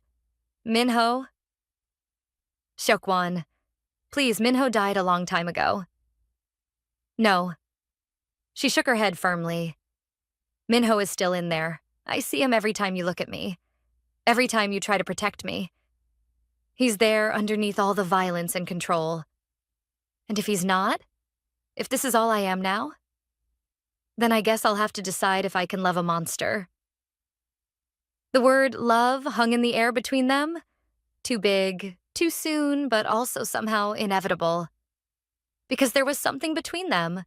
Had always been something. And now it was growing into something neither could control. We shouldn't. Seok-won said quietly.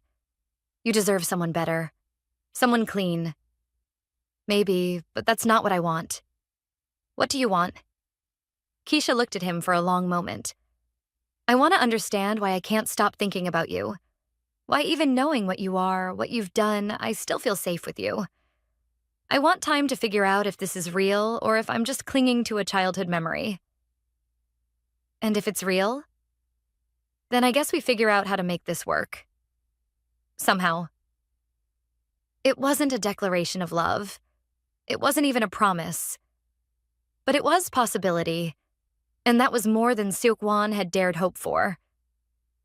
The SUV continued north, carrying them away from the violence and chaos, toward something uncertain but not hopeless.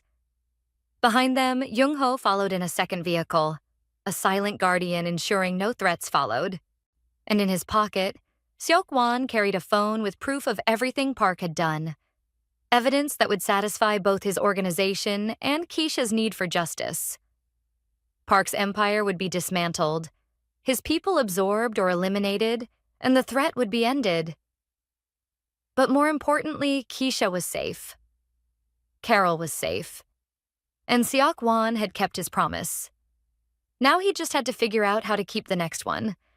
The unspoken promise that he'd be worthy of the second chance she was offering him. Even if he had no idea how to be anything other than what his father made him. The warehouse burned behind them, smoke rising into the New York night sky. Another problem solved with violence and money. The only currencies that mattered in his world. But as Keisha's hand found his in the darkness, squeezing once before letting go, Seok-won wondered if maybe there was a third currency he'd forgotten about. Hope. And for the first time in 15 years, he had some. The safe house in Connecticut was nothing like Keisha expected. When Seok-won said safe house, she'd imagined something austere and utilitarian, concrete walls and minimal furniture. Instead, they pulled up to a sprawling estate hidden behind tall gates and mature trees. The main house was a modern masterpiece of glass and stone, lit from within by warm, golden light. This is a safe house? she asked as they climbed out of the SUV. I don't believe in suffering unnecessarily, Seokwan replied, his hand finding the small of her back as he guided her toward the entrance. The touch was possessive, claiming, and sent an unwelcome shiver down her spine. Unwelcome because she shouldn't be reacting to him this way. Not after watching him order a man's execution without hesitation. Not after seeing the cold calculation in his eyes as he threatened Park's family. But her body didn't seem to care about what she should or shouldn't feel. It only knew that his presence made her feel safe in a way nothing else did. Carol walked ahead of them, escorted by Jung-ho, who was explaining the security features of the property with professional courtesy. Min-jae had already disappeared inside to do a final sweep. The interior was just as impressive as the exterior. High ceilings, open floor plan, furniture that managed to be both luxurious and comfortable. Floor-to-ceiling windows offered views of a private lake, the water reflecting moonlight like scattered diamonds. There are 6 bedrooms upstairs, Seokwan said, addressing Carol. Take whichever one you prefer. Jung-ho will show you where everything is. There's a first aid kit in each bathroom, and I've arranged for a doctor to check you over in the morning. Carol looked like she wanted to say something, her eyes moving between Seokwan and Keisha with an expression that was equal parts concern and resignation. But she just nodded, following Jung-ho up the curved staircase, leaving Keisha alone with Seokwan in the vast living room. The silence stretched between them, weighted with everything that had happened in the past 24 hours. Keisha was suddenly, acutely aware that she was still wearing her work uniform, that she smelled like the restaurant and fierce sweat from the warehouse. Heard that she looked absolutely nothing like the kind of woman who belonged in a place like this. You should clean up, Seokwan said, but he made no move to step away from her. His hand was still on her lower back, a warm pressure that felt both comforting and dangerous. There are clothes upstairs, everything you need. You planned for this, Keisha said, not quite a question.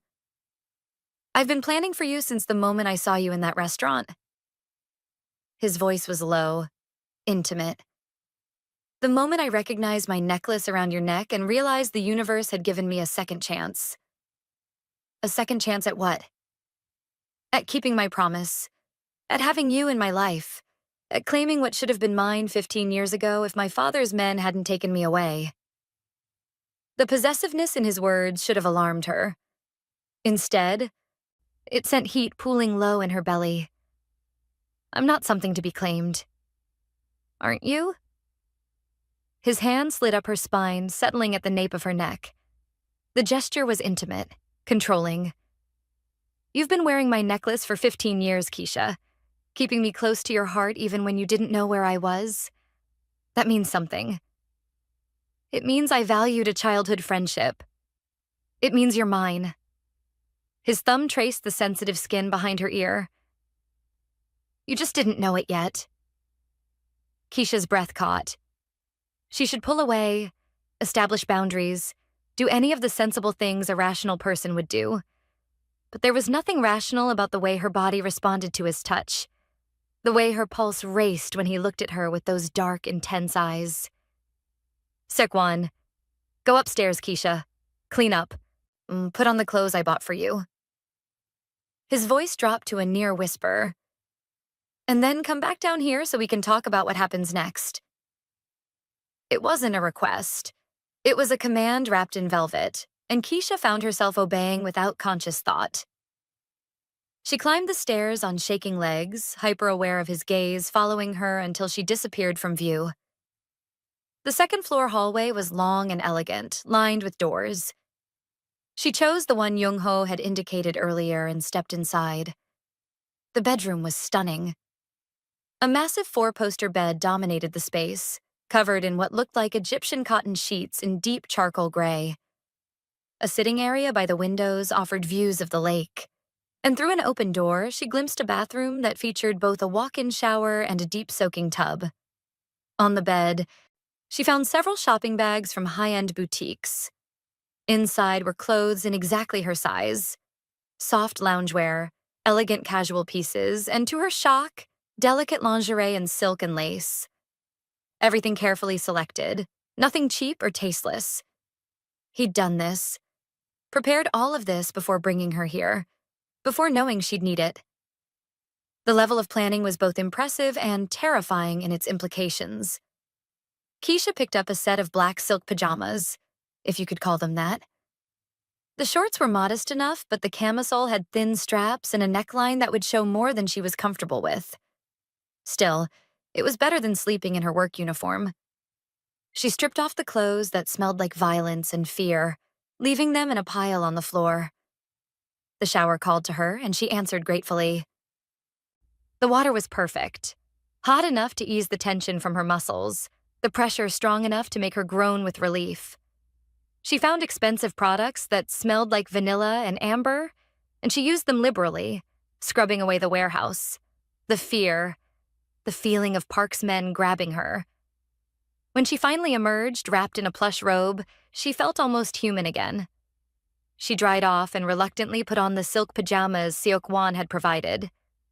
The fabric felt sinful against her clean skin, cool and smooth and far too intimate for comfort. She looked at herself in the mirror. The camisole showed more of her curves than she usually allowed, the neckline dipping low enough to reveal the upper swells of her breasts. The shorts hit high on her thighs. She looked like she was dressed for seduction, not sleep. But it was this or the work uniform, and she couldn't bring herself to put that back on. Keisha checked on Carol first, finding her aunt already asleep in one of the other bedrooms, her face peaceful despite the bruises.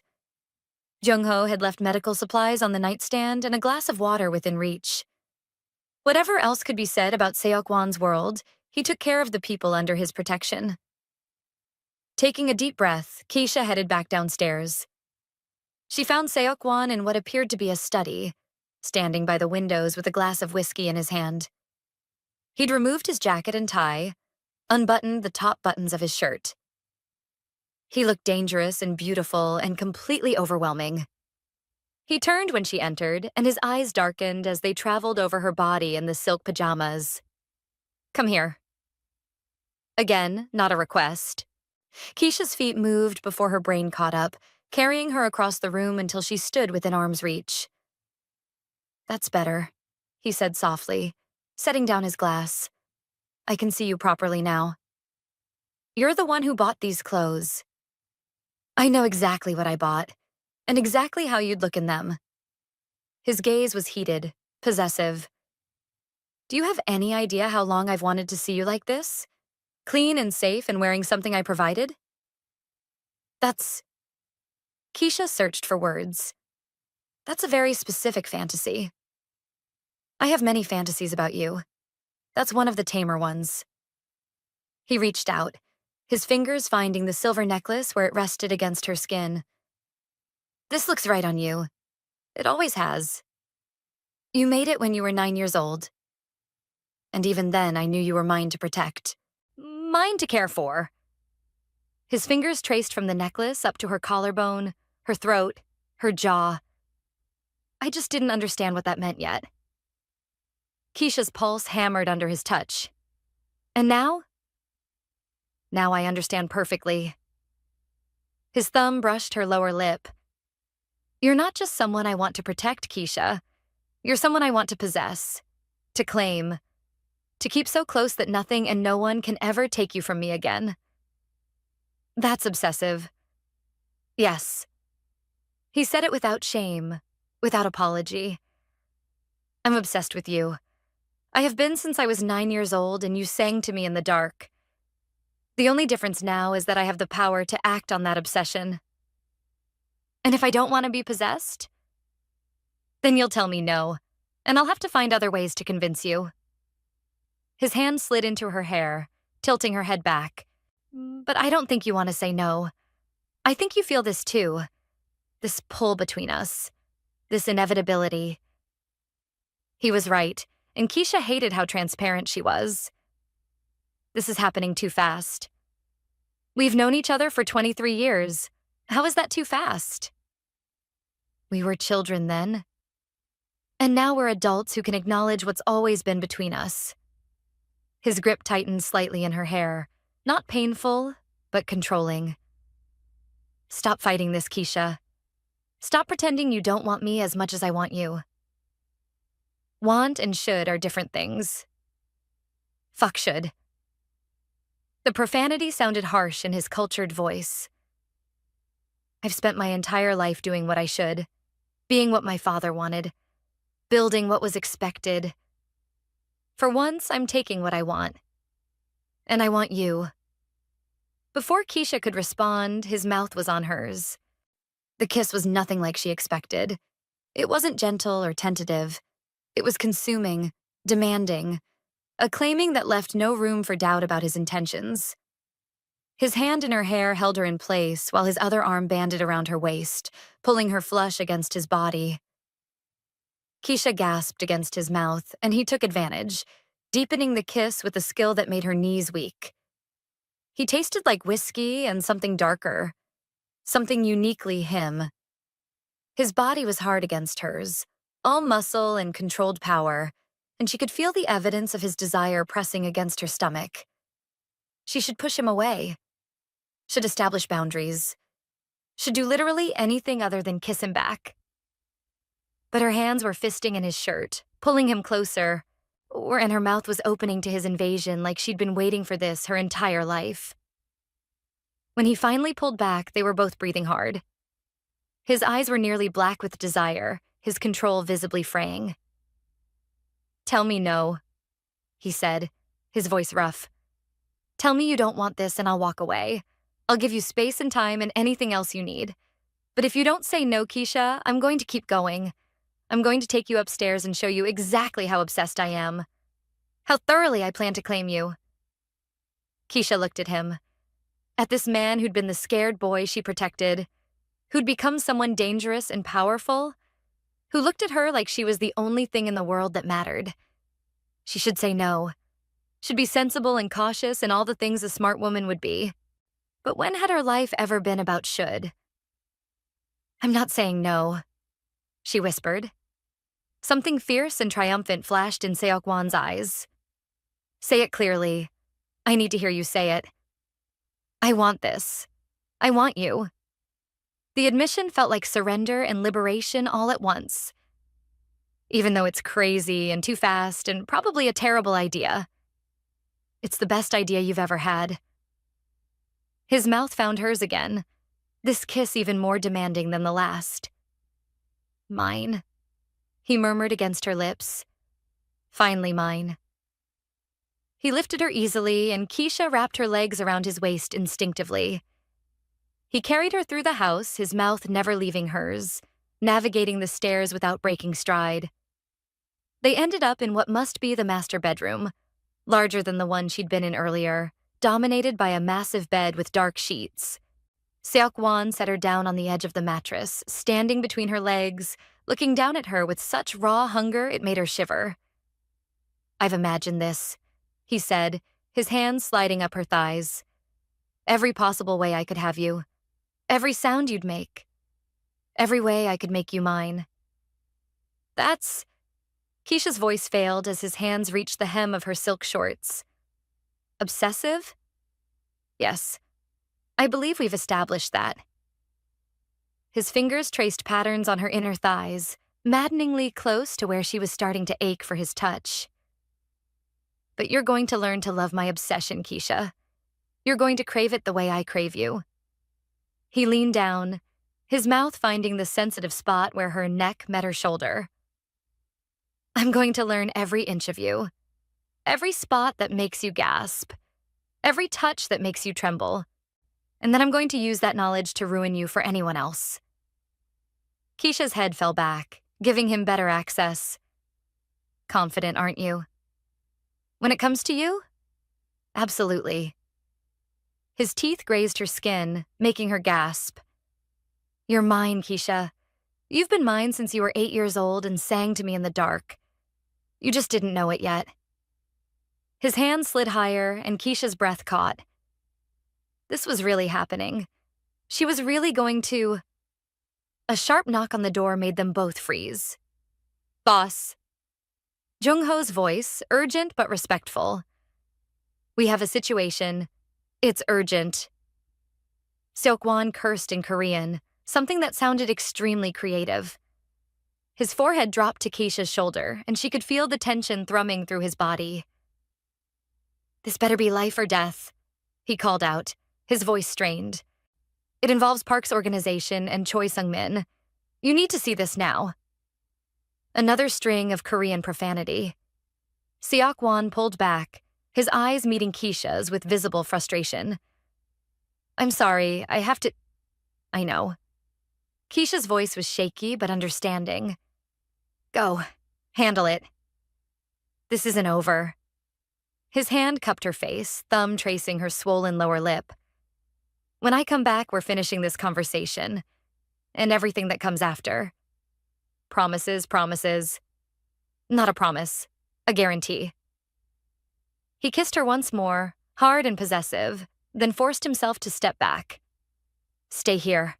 Lock the door. Don't open it for anyone but me." Then he was gone, leaving Keisha alone in the master bedroom, her body still humming with desire, her mind reeling from how quickly she'd surrendered to him. She touched her lips.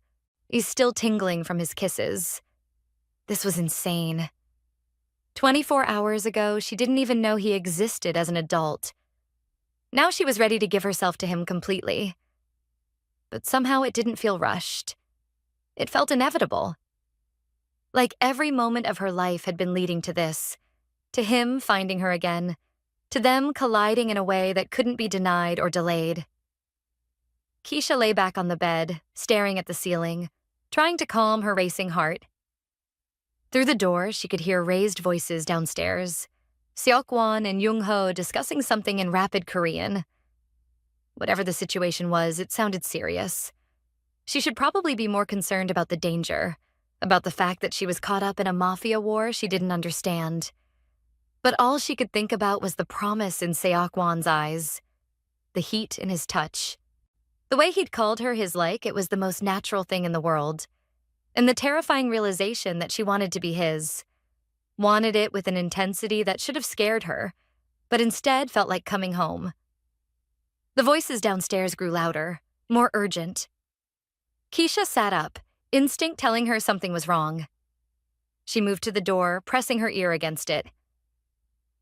"Can't be trusted," Jung-ho was saying. "The information is too convenient, too perfectly timed." "What are you suggesting?" Seok-won's voice was hard. "I'm suggesting we've been played. Park's death, Choi showing up, all of it. Someone is orchestrating this." "Who?" "I don't know. But whoever they are, they know about the girl. They know she matters to you. And they're using that knowledge." Silence. Then Seok-won. "Increase security. I want eyes on every approach to this property. And get me everything you can find on Choi's movements over the past month. If he's working with someone, I want to know who." "Already on it.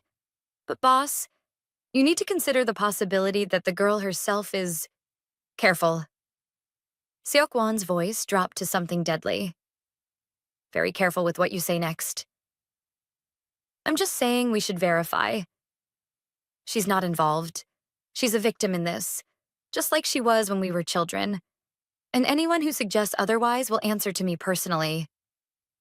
More silence. Then Jung-ho, more carefully. "Understood. I'll increase security and keep investigating Choi." Footsteps approaching the door. Keisha barely had time to step back before it opened, revealing Seok-won. His expression was troubled, but it softened when he saw her. "You should be resting." "I heard voices. Sounded serious." He stepped inside, closing the door behind him. "It's handled. Just some complications with Park's organization fracturing. Nothing you need to worry about." "Jung-ho thinks someone is orchestrating things, using me against you." Seok-won's jaw tightened. "You were listening." "Hard not to when you're shouting in the hallway." Keisha crossed her arms. "Is it true? Is someone using me as a pawn?" "Possibly, probably." He moved closer. "But that changes nothing. You're still under my protection. You're still mine to keep safe." And if I'm dangerous to you? If keeping me close is what they want? Then they've miscalculated. His hands found her waist, pulling her against him. Because I don't care about the strategic implications. I don't care if it's a trap or a manipulation or a carefully orchestrated plan. All I care about is that you're here, you're safe, and you're mine.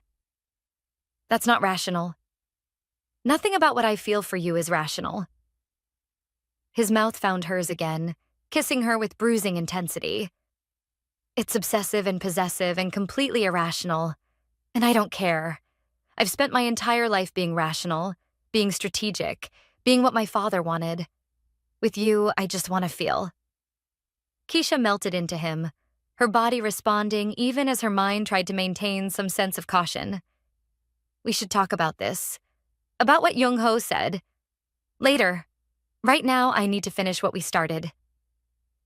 His hand slid under the silk camisole, finding bare skin. Unless you want me to stop? No. The word came out breathless. Don't stop. Good. Because I don't think I could even if you asked. His mouth moved to her neck, her shoulder, the sensitive skin above her collarbone. I've waited 15 years for this. For you, and I'm done waiting. He lifted her again, laying her back on the bed with surprising gentleness given the hunger in his eyes. He stood over her for a moment, just looking, his gaze traveling over her body with such obvious desire, it made her feel powerful and vulnerable all at once.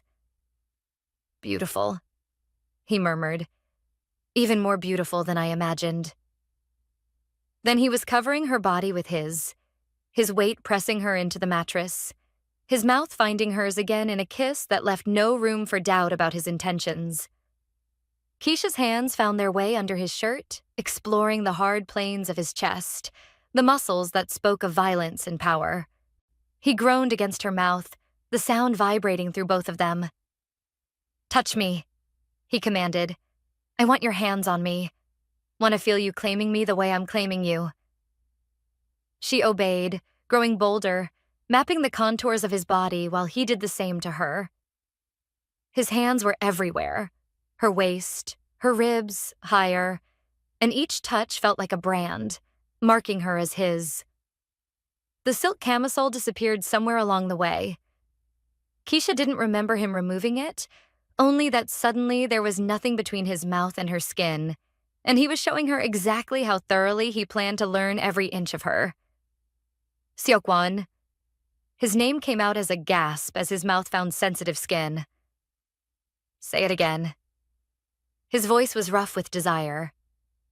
Say my name. Let me hear you. Seok-won. Louder this time, less controlled. That's it. That's what I want. You, falling apart for me. Because of me.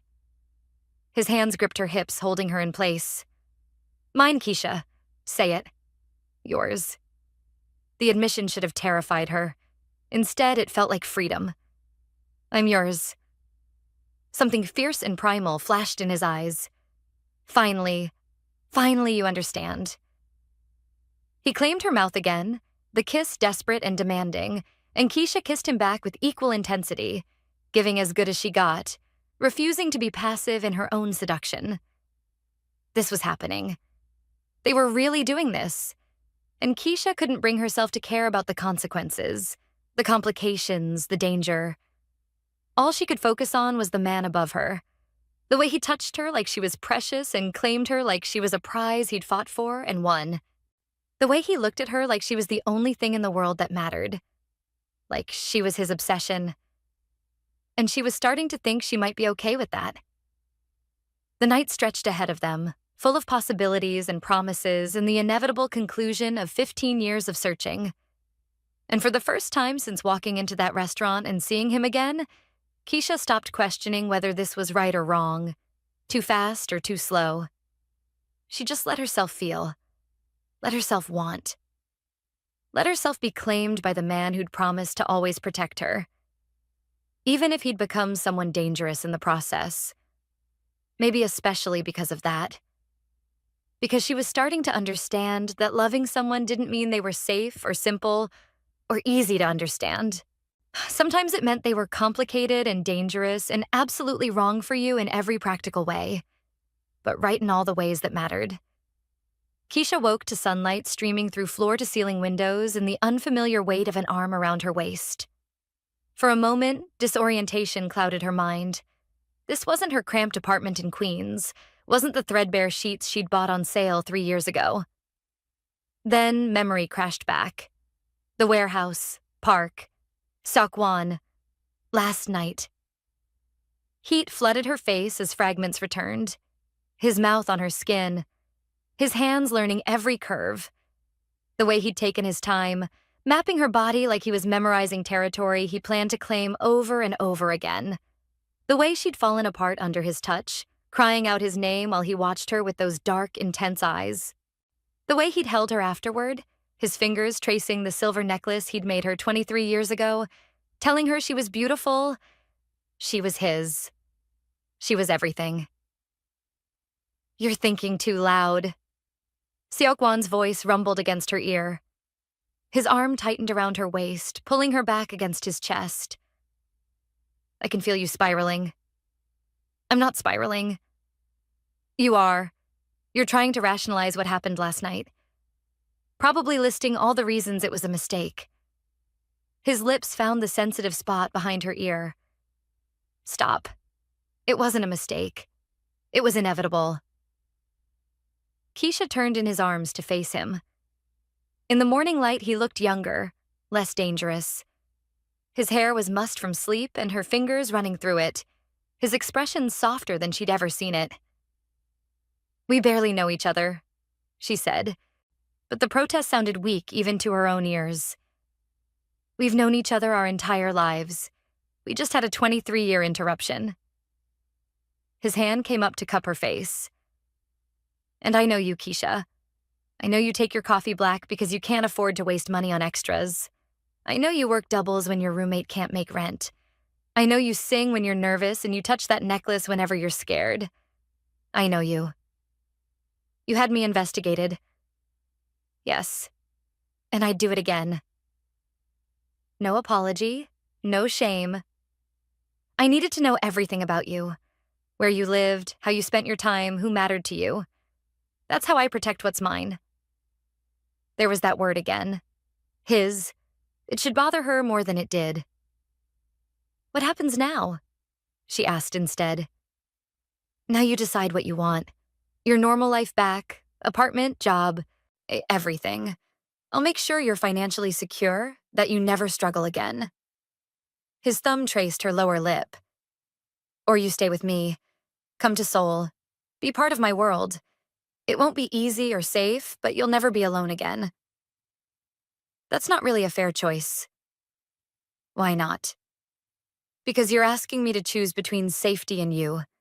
Between the life I know and whatever this is. I'm asking you to choose between existing and living. Between struggling alone and being cherished. Between hiding who you are and embracing what you could be." His voice dropped. "I'm asking you to choose me, Keisha. Choose us. Choose this thing between us that's always been there, waiting." Before Keisha could respond, her phone, which someone had apparently retrieved from the restaurant and placed on the nightstand, began buzzing insistently. She reached for it, noting 15 missed calls from her roommate Sarah. "I should answer it," Seok-won said, though his expression suggested he'd rather throw the phone out the window. Keisha swiped to answer. "Sarah? I'm so sorry. I should have called." "Keisha, thank God. Where are you? You didn't come home last night, and your manager from the restaurant called asking if you were okay because you never showed up for your shift, and apparently there was some kind of incident in the kitchen yesterday and—" "Sarah, slow down.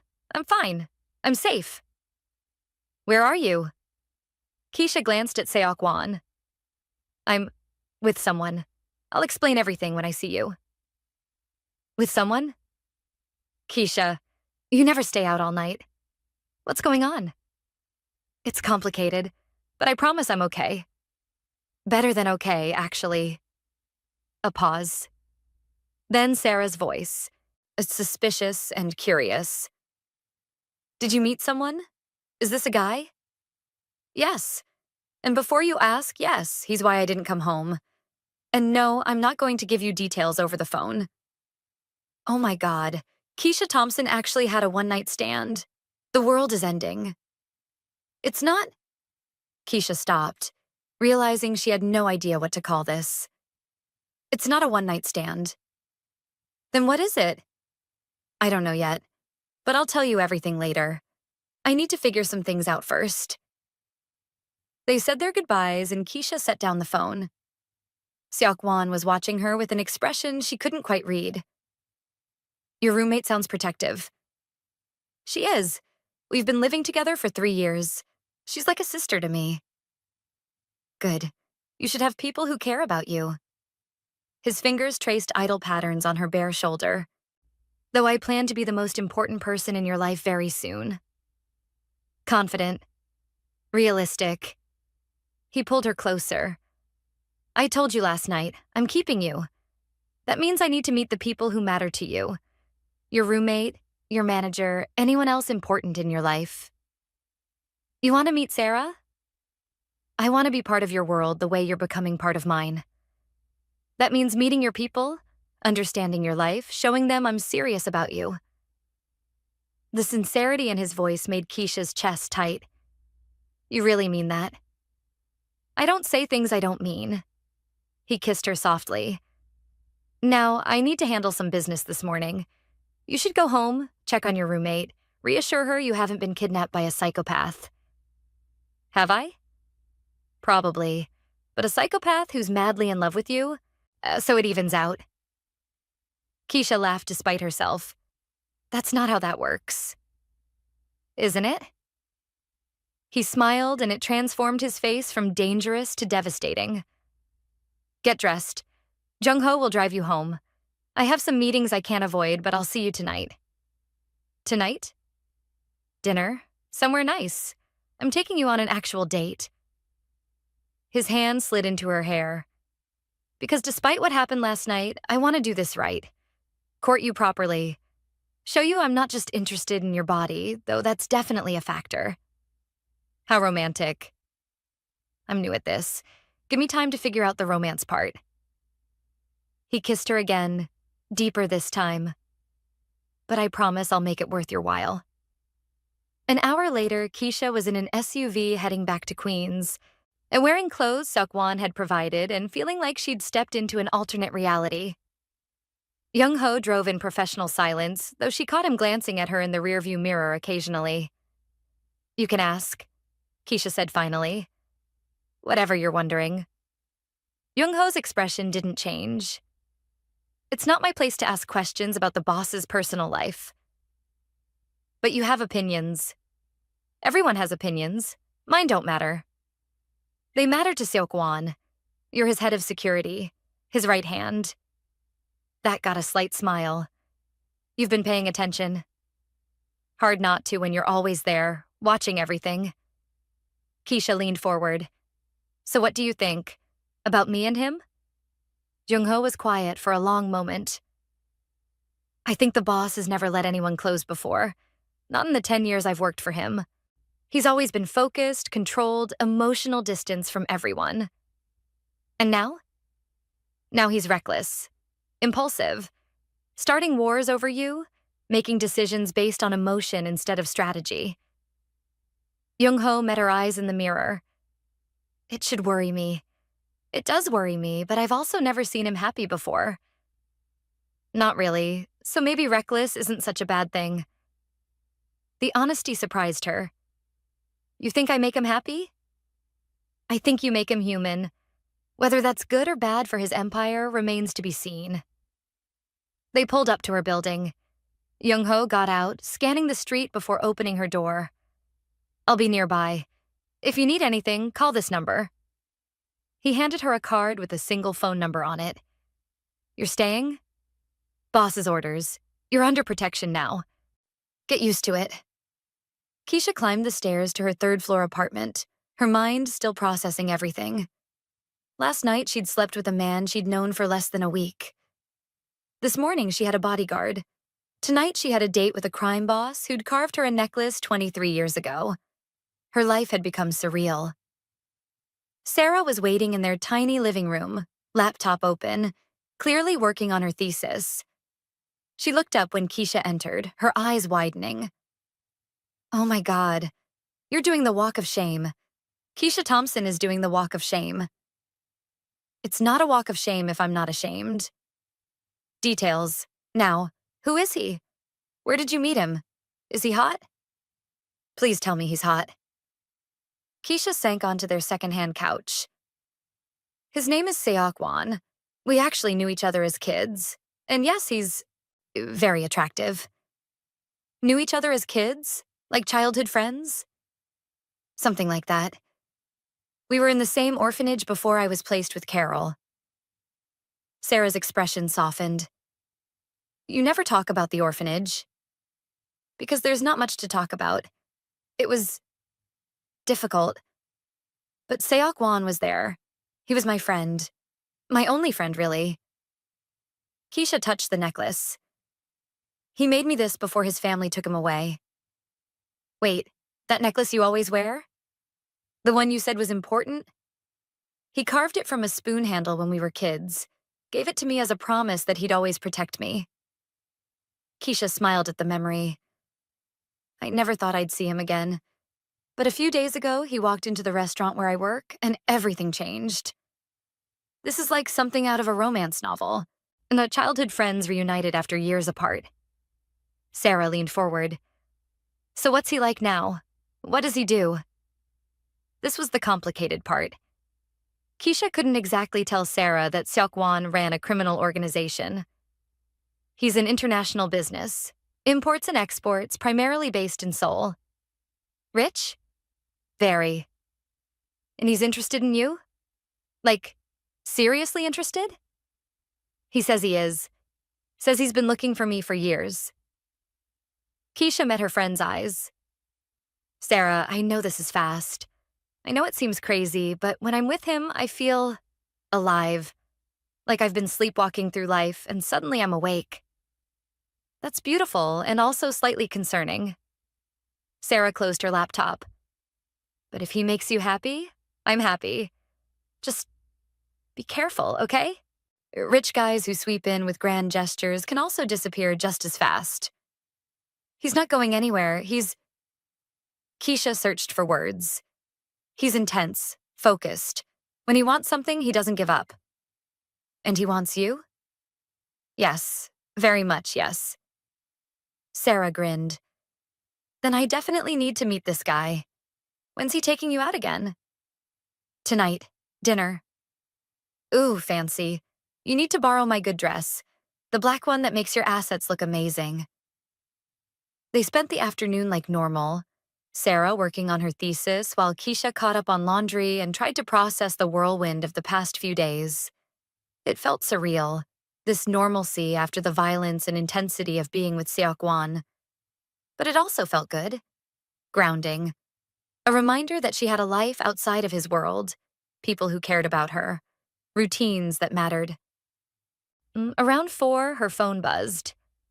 A message from Seok-wan. Car will pick you up at 7. Wear something that makes you feel beautiful, though you'd be beautiful in anything. Keisha smiled at the screen, warmth flooding through her. Another message. I've been thinking about last night all day. About how you felt in my arms.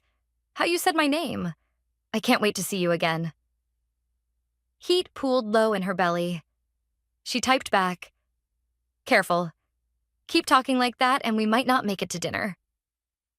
His response was immediate. Don't tempt me. I'm already struggling to focus on this meeting. All I can think about is you.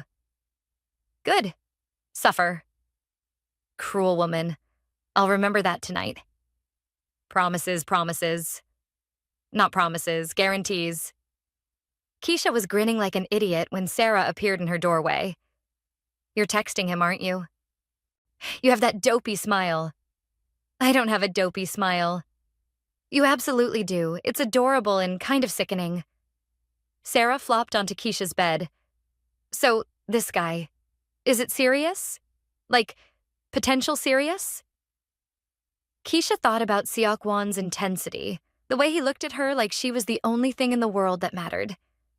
The way he'd said he was keeping her, like it was a fact rather than a hope. Yeah, she said quietly. I think it might be. Good. You deserve someone who sees how amazing you are. Sarah sat up. Now let's get you ready to knock his socks off. At exactly 7, Keisha's phone buzzed. I'm downstairs. She took one last look in the mirror. Sarah's black dress fit perfectly, hugging her curves without being too revealing. She'd left her hair down, natural curls framing her face. Minimal makeup, just enough to enhance. The silver necklace rested against her collarbone, right where it belonged. You look stunning, Sarah said from behind her. He's going to lose his mind. That's the plan. Downstairs, Keisha found not the SUV she expected, but a sleek black sports car. Seok-won stood beside it, and her breath caught. He wore a perfectly tailored suit in charcoal gray. No tie, the top button of his shirt undone. His hair was styled back, emphasizing the sharp angles of his face. He looked dangerous and elegant and completely devastating. When he saw her, his expression shifted. Heat and appreciation and something deeper that made her pulse race. You're beautiful, he said, closing the distance between them. His hand found her waist, pulling her close. Absolutely stunning. You clean up pretty well yourself. I try. He opened the car door for her. Ready? Where are we going? You'll see. They drove through Manhattan as the sun set, painting the sky in shades of orange and pink. Seok-won's hand found hers, their fingers intertwining naturally. How was your day? He asked. Surprisingly normal. Sarah grilled me about you. I did laundry. Avoided thinking about how crazy my life has become. And did it work? The avoiding? Not even a little bit. Keisha looked at him. How about you? What kind of meetings keep a crime boss busy? He smiled at her directness. Legitimate business, actually. I have several legal enterprises. Real estate, tech investments, import-export. The illegal activities fund the legal ones, which then generate clean money. Money laundering. Strategic financial planning. His thumb traced circles on her palm. I'm not proud of everything I do, Keisha, but I'm honest about it. My world is complicated, often violent, definitely illegal. If that's something you can't accept, tell me now. And if I can accept it, then I'll spend the rest of my life making sure you never regret that choice. They pulled up to a building Keisha didn't recognize, not a restaurant, but what looked like a residential high-rise. Seok-won led her inside, past a doorman who nodded respectfully, into an elevator that required a keycard to operate. Where are we? Keisha asked as they ascended. Somewhere private. I wanted tonight to be just us. No crowds, no interruptions. The elevator opened directly into a penthouse apartment. I hope that's okay. The space was breathtaking, modern and masculine, all clean lines and expensive furnishings. But what caught Keisha's attention was the table set by the windows, candles flickering, the city spread out below like a carpet of lights. You cooked? She asked, seeing the covered dishes. God, no. I'd poison us both. I had it catered. He helped her out of her jacket. But I wanted to serve you myself. Wanted tonight to be about us, not staff hovering. Keisha felt something in her chest expand. This man, this dangerous, powerful man, had arranged an intimate dinner just for the two of them. Had thought about what would make her comfortable, what would feel special. This is perfect, she said softly. You haven't tasted the food yet. I don't mean the food. I mean this. You. All of it. Seok-won's expression softened. He pulled out her chair, and once she was seated, he poured wine. something red and probably expensive. I realized today that I've done this all backwards, he said, taking the seat across from her. I made you mine before properly courting you, claimed you before earning you. So tonight is me trying to do it right. You don't have to earn me. You already have me. Maybe, but you deserve to be wooed, romanced, treated like you're precious. He reached across the table, taking her hand. Because you are. To me, you're everything. Dinner was incredible. Some kind of Mediterranean cuisine with flavors that exploded on her tongue. They talked about everything and nothing. His childhood in Seoul after leaving the orphanage, her years bouncing between foster homes, the paths that had led them to this moment. Do you remember the first time we met? Seok-won asked, refilling her wine. At the orphanage? You were crying in the corner during lunch. The other kids were making fun of you because you didn't speak much English yet. And you sat down next to me, shared your food even though you barely had enough, told the other kids to leave me alone. You looked so scared, so lost. I couldn't just walk away. That's who you are, someone who sees people hurting and helps, even when it costs you. His eyes were intense across the table. That's why I fell in love with you when we were children. And it's why I'm in love with you now. Keisha's breath caught. You keep saying that you love me. Because it's true. I know it's fast by normal standards, but nothing about us has ever been normal. He stood, moving around the table to pull her up into his arms. I loved you when I was 9, and you were the only light in a dark place. I loved you through 15 years of searching. And I love you now, standing here, finally having you in my arms. Seok-won, you don't have to say it back. Not until you're ready. But I need you to know it. Need you to understand that this isn't casual for me. This is everything. Keisha looked up at him, at this man who'd been a scared child, who'd become someone powerful and dangerous, who looked at her like she hung the moon. I love you too, she said, the words coming easily now. I think I started falling the moment you walked into that restaurant, maybe even before that. Maybe I've been waiting 23 years to fall in love with you again. He kissed her then, deep and claiming, his hands in her hair, her body pressed against his. When they broke apart, both breathing hard, his forehead rested against hers. Stay with me tonight, he murmured, and tomorrow, and every night after. Don't go back to that apartment. Don't go back to struggling and working yourself to exhaustion. Stay here, with me, and let me take care of you. Seok-won, I know what you're going to say, that it's too fast, too much, too soon. But Keisha, I've waited 23 years to have you back in my life. I'm not wasting any more time. I want you here, in my home, in my bed, in my life. Completely. What about my job? My roommate? My life? Quit the restaurant. I'll make sure you're financially stable. Your roommate can stay in the apartment rent-free, or I'll help her find somewhere better. As for your life, he cupped her face. Build a new one. With me. Here or in Seoul or wherever you want. Just build it with me. It was insane. Reckless. Moving way too fast. But it also felt right in a way nothing else ever had. Okay, Keisha heard herself say. Okay, I'll stay. The smile that broke across Seok-won's face was brilliant and boyish and completely transformative. He swept her up, spinning her around, and Keisha found herself laughing, dizzy with happiness and wine and the sheer impossibility of this moment. When he set her down, his mouth found hers again. This kiss different. Celebratory, joyful, full of promise. I'm going to make you so happy, he said against her lips. I'm going to give you everything you've ever wanted and things you didn't know you needed.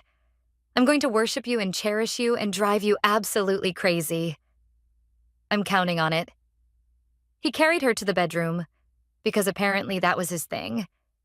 and Keisha wrapped herself around him, ready to lose herself in this beautiful madness they were creating together. The night stretched ahead of them, full of possibilities and promises.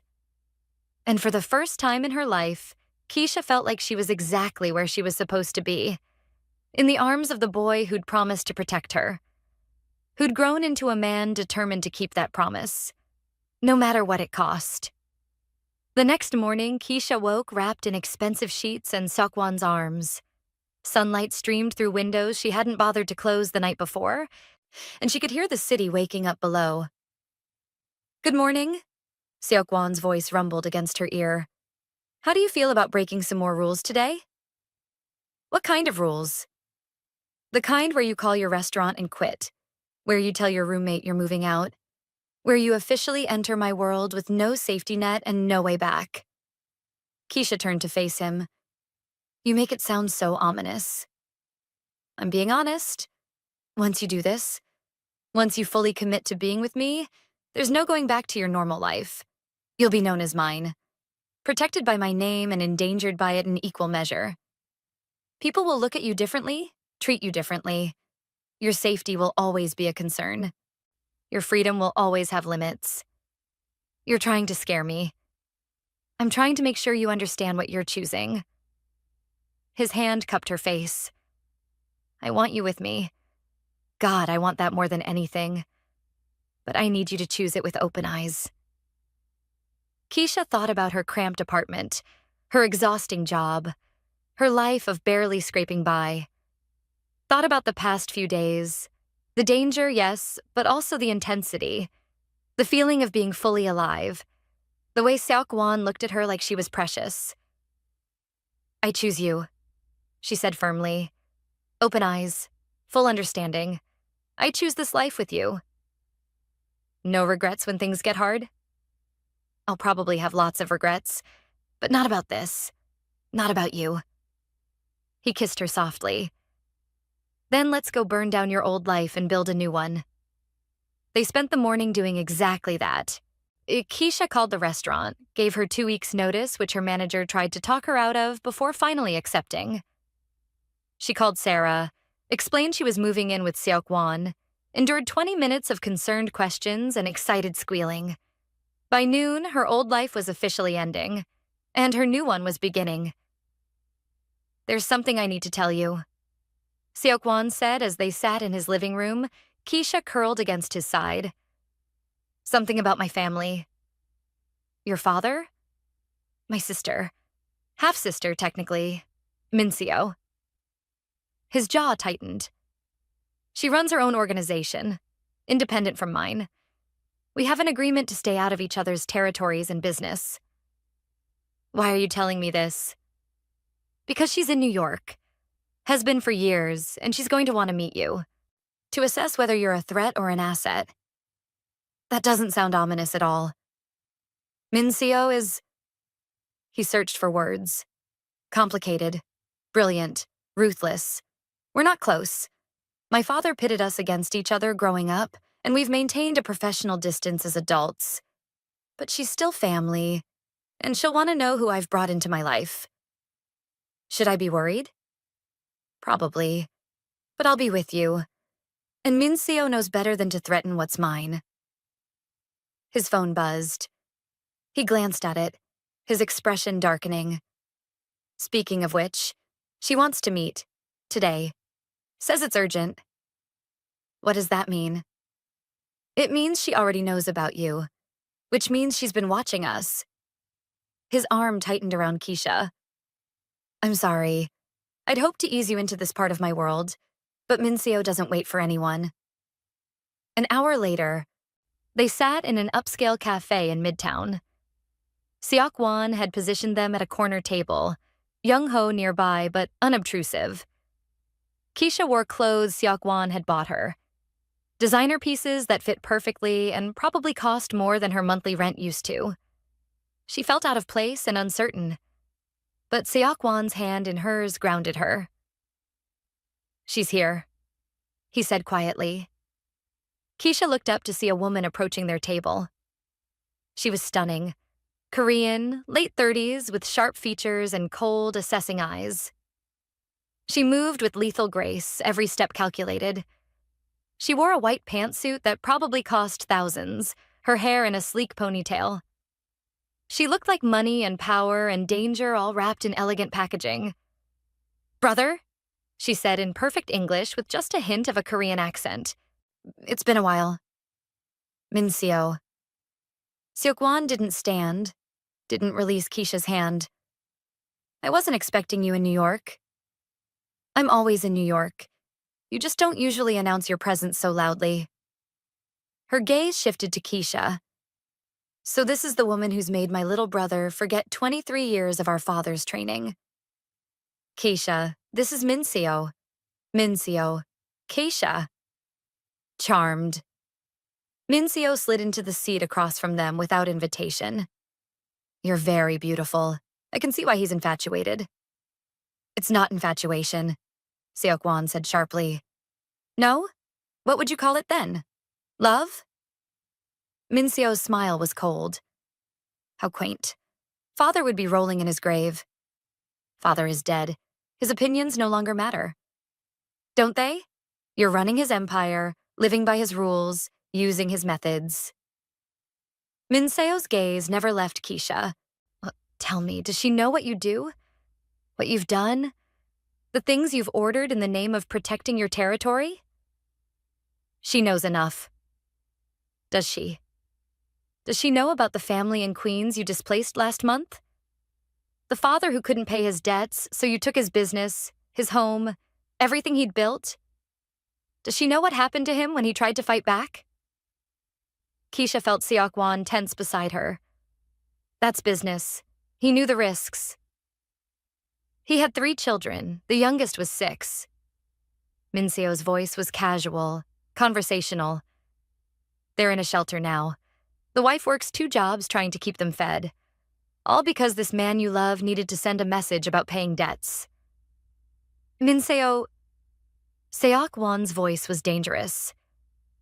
I'm simply providing context. Your girlfriend should know who she's sleeping with. What kind of man he really is. Keisha found her voice. Why are you doing this? Doing what? Trying to turn me against him, trying to make me see him as a monster. Keisha met Min-seo's cold gaze. What do you get out of it? Min-seo smiled, and it was genuine this time. Smart. Good. You'll need that intelligence to survive in this world. She leaned forward. I'm not trying to turn you against him. I'm testing you. Seeing if you're strong enough to handle the truth of what he is. What we all are. And if I'm not? Then you'll leave. Break his heart. Make him vulnerable. And enemies will exploit that vulnerability. Min-seo's expression hardened. But if you stay, if you accept him despite everything, then you become the most dangerous weapon anyone could use against him. Because now he has something to lose. You wouldn't have to do anything. Just exist. Just be the thing he loves more than his empire. Min-seo sat back. That's why I'm here. To make sure you understand what your presence in his life means. Not just for him, but for everyone around him. Seok-won's hand tightened on Keisha's. Enough. You've made your point. Have I? Min-seo pulled out her phone, sliding it across the table. On the screen was a photo. Keisha and Seok-won leaving the penthouse that morning, his arm around her waist, both of them smiling. This photo has been seen by every major organization on the East Coast. They all know now. Know that Kang Seok-won has found someone he cares about. Someone who matters enough to change his patterns, his behavior, and his priorities. She swiped to another photo, Keisha at her apartment building. Then another, at the restaurant. Another with Sarah. They're watching you. All of them. Waiting to see how they can use you. Some will try to kill you, eliminate the distraction. Others will try to take you, use you as leverage. Some might even try to seduce you away, turn you into a weapon against him. Min-seo's voice was matter of fact. Your life as you knew it is over. You're a target now. A weakness. A vulnerability in armor that's never had one before. Keisha felt cold despite the warm cafe. Why are you telling me this? Because I need to know if you're going to run. If you're going to break my brother's heart and make him vulnerable at the worst possible time. Or if you're going to stay and be strong enough to survive what's coming. What's coming? Minseo looked at Seokwon. You haven't told her? About the consolidation? The families moving against you? I was going to… When? After they made their move? Minseo's eyes flashed with anger. You're so busy playing house with your childhood sweetheart that you're missing the war building around you. Park wasn't working alone. He was part of a coalition. 5 families, pooling resources, planning a coordinated strike against your operations. She pulled out a folder, spreading documents across the table. They've been planning this for months. Park was supposed to destabilize you emotionally, and he succeeded. Now you're distracted, focused on her instead of business. The other 4 families are moving into position. They're going to hit you from all sides simultaneously. Seokwon's expression was stone. When? Within the week? Maybe sooner if they think you're too distracted to notice. Minseo looked at Keisha. So, you see why this matters? Why I need to know if you're going to stay or run. Because if you stay, you need to be prepared for what that means. Keisha's mind was reeling. 5 families planning to attack Seokwon. Because of her. Because he'd let his guard down. I'm not running, she heard herself say. Minseo raised an eyebrow. You say that now, but when the shooting starts? When people die because of you? When you watch him do terrible things to protect you? I'm not running. Keisha's voice was firm. I love him. And I'm not going to abandon him because things get dangerous. Love. Minseo said the word like it was foreign. Our father taught us that love was weakness, that caring about someone gave them power over you, that the only way to survive was to need no one. Your father was wrong, Keisha said. Love isn't weakness. It's strength. It's having someone worth fighting for, someone worth protecting. Pretty words. Let's see if you still believe them when this is over. Minseo stood. I'll send you the complete intelligence on the families. Names, territories, known associates. You'll need it. Why are you helping? Seokwon asked. Because you're my brother. And despite everything father did to pit us against each other, despite the years of distance, you're still family. Her expression softened almost imperceptibly. And because I'm curious to see if she really is strong enough to survive loving you. Minseo started to leave, then paused.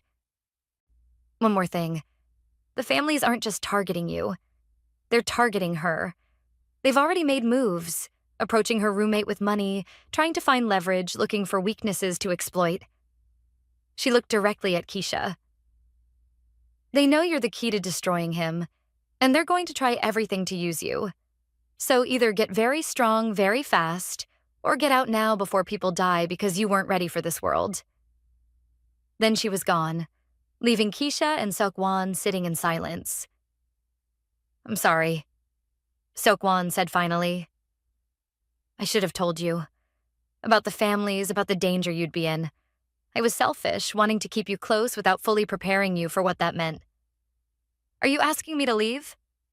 God, no. I'm asking you to forgive me for putting you in danger. For being too blinded by wanting you to properly protect you. Keisha took his face in her hands. Stop apologizing for loving me. Stop treating it like it's a weakness. Minseo is wrong, and so is your father.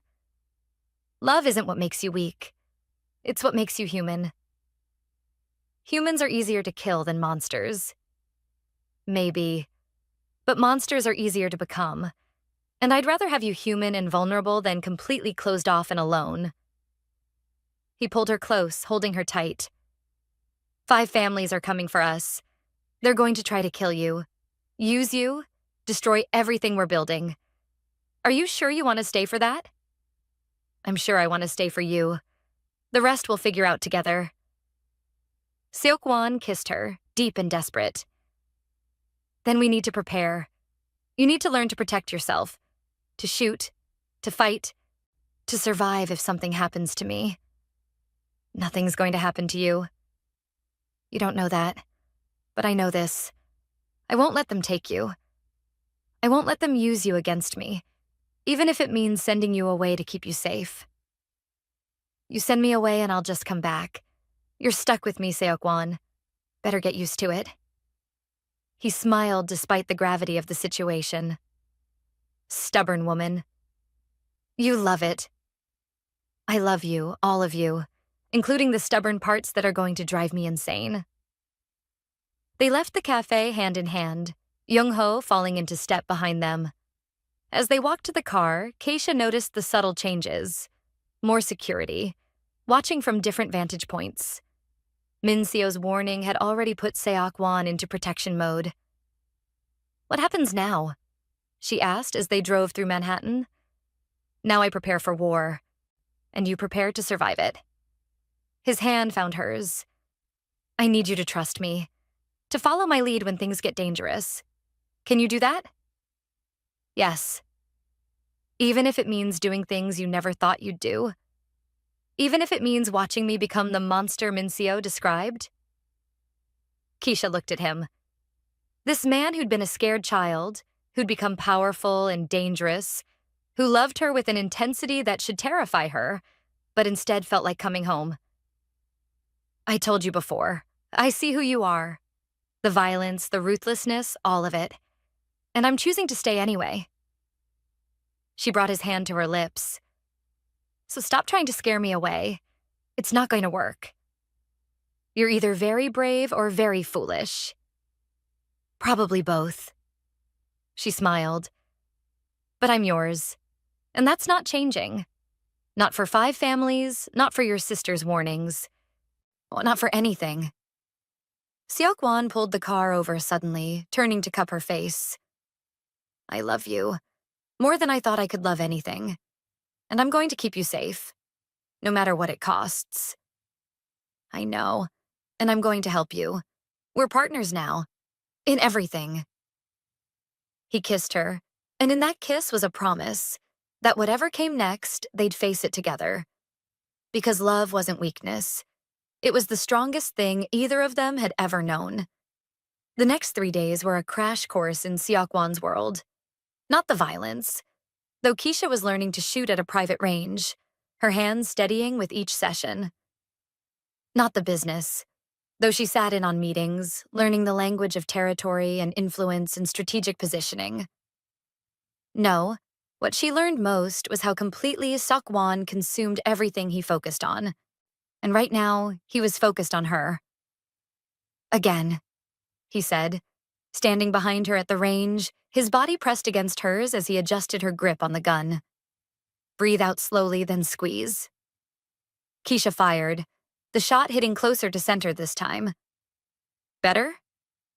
Much better. His lips found her neck, just below her ear. You're a quick learner. I'm motivated. She set down the gun, turning in his arms. The sooner I learn this, the sooner we can get back to more interesting activities. Is that right?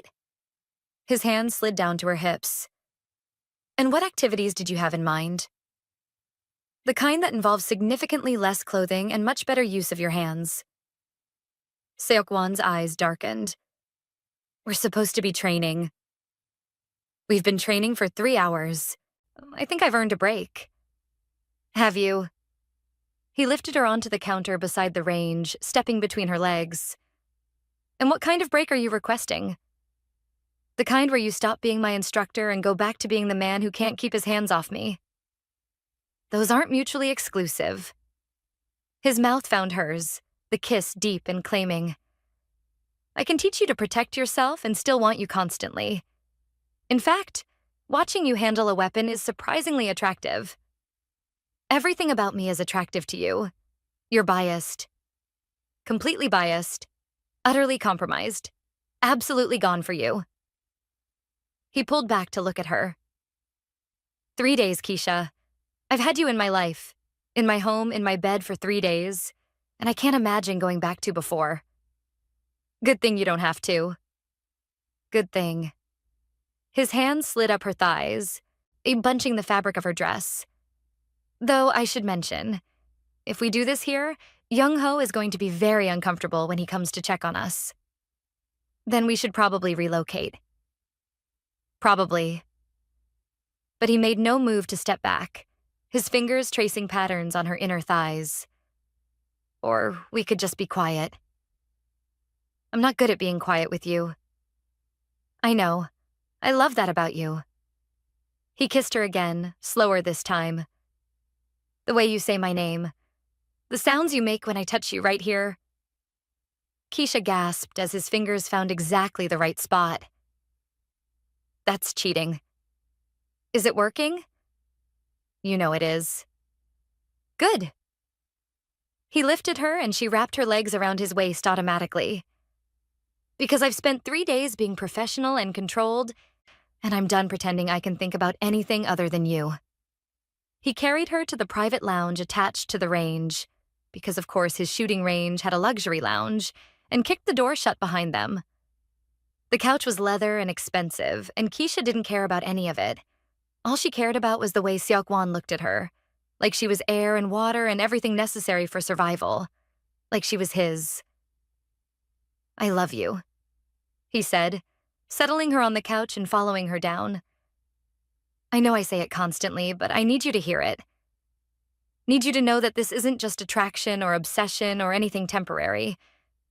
This is everything. I know. Keisha pulled him closer. I love you too, even when you're being overprotective and controlling and slightly insane. Only slightly? I'm being generous. He laughed against her mouth, and the sound was beautiful. Keisha had discovered over the past 3 days that she could make him laugh. Really laugh, not the cold humor he used with business associates, but genuine amusement and joy. It felt like a superpower.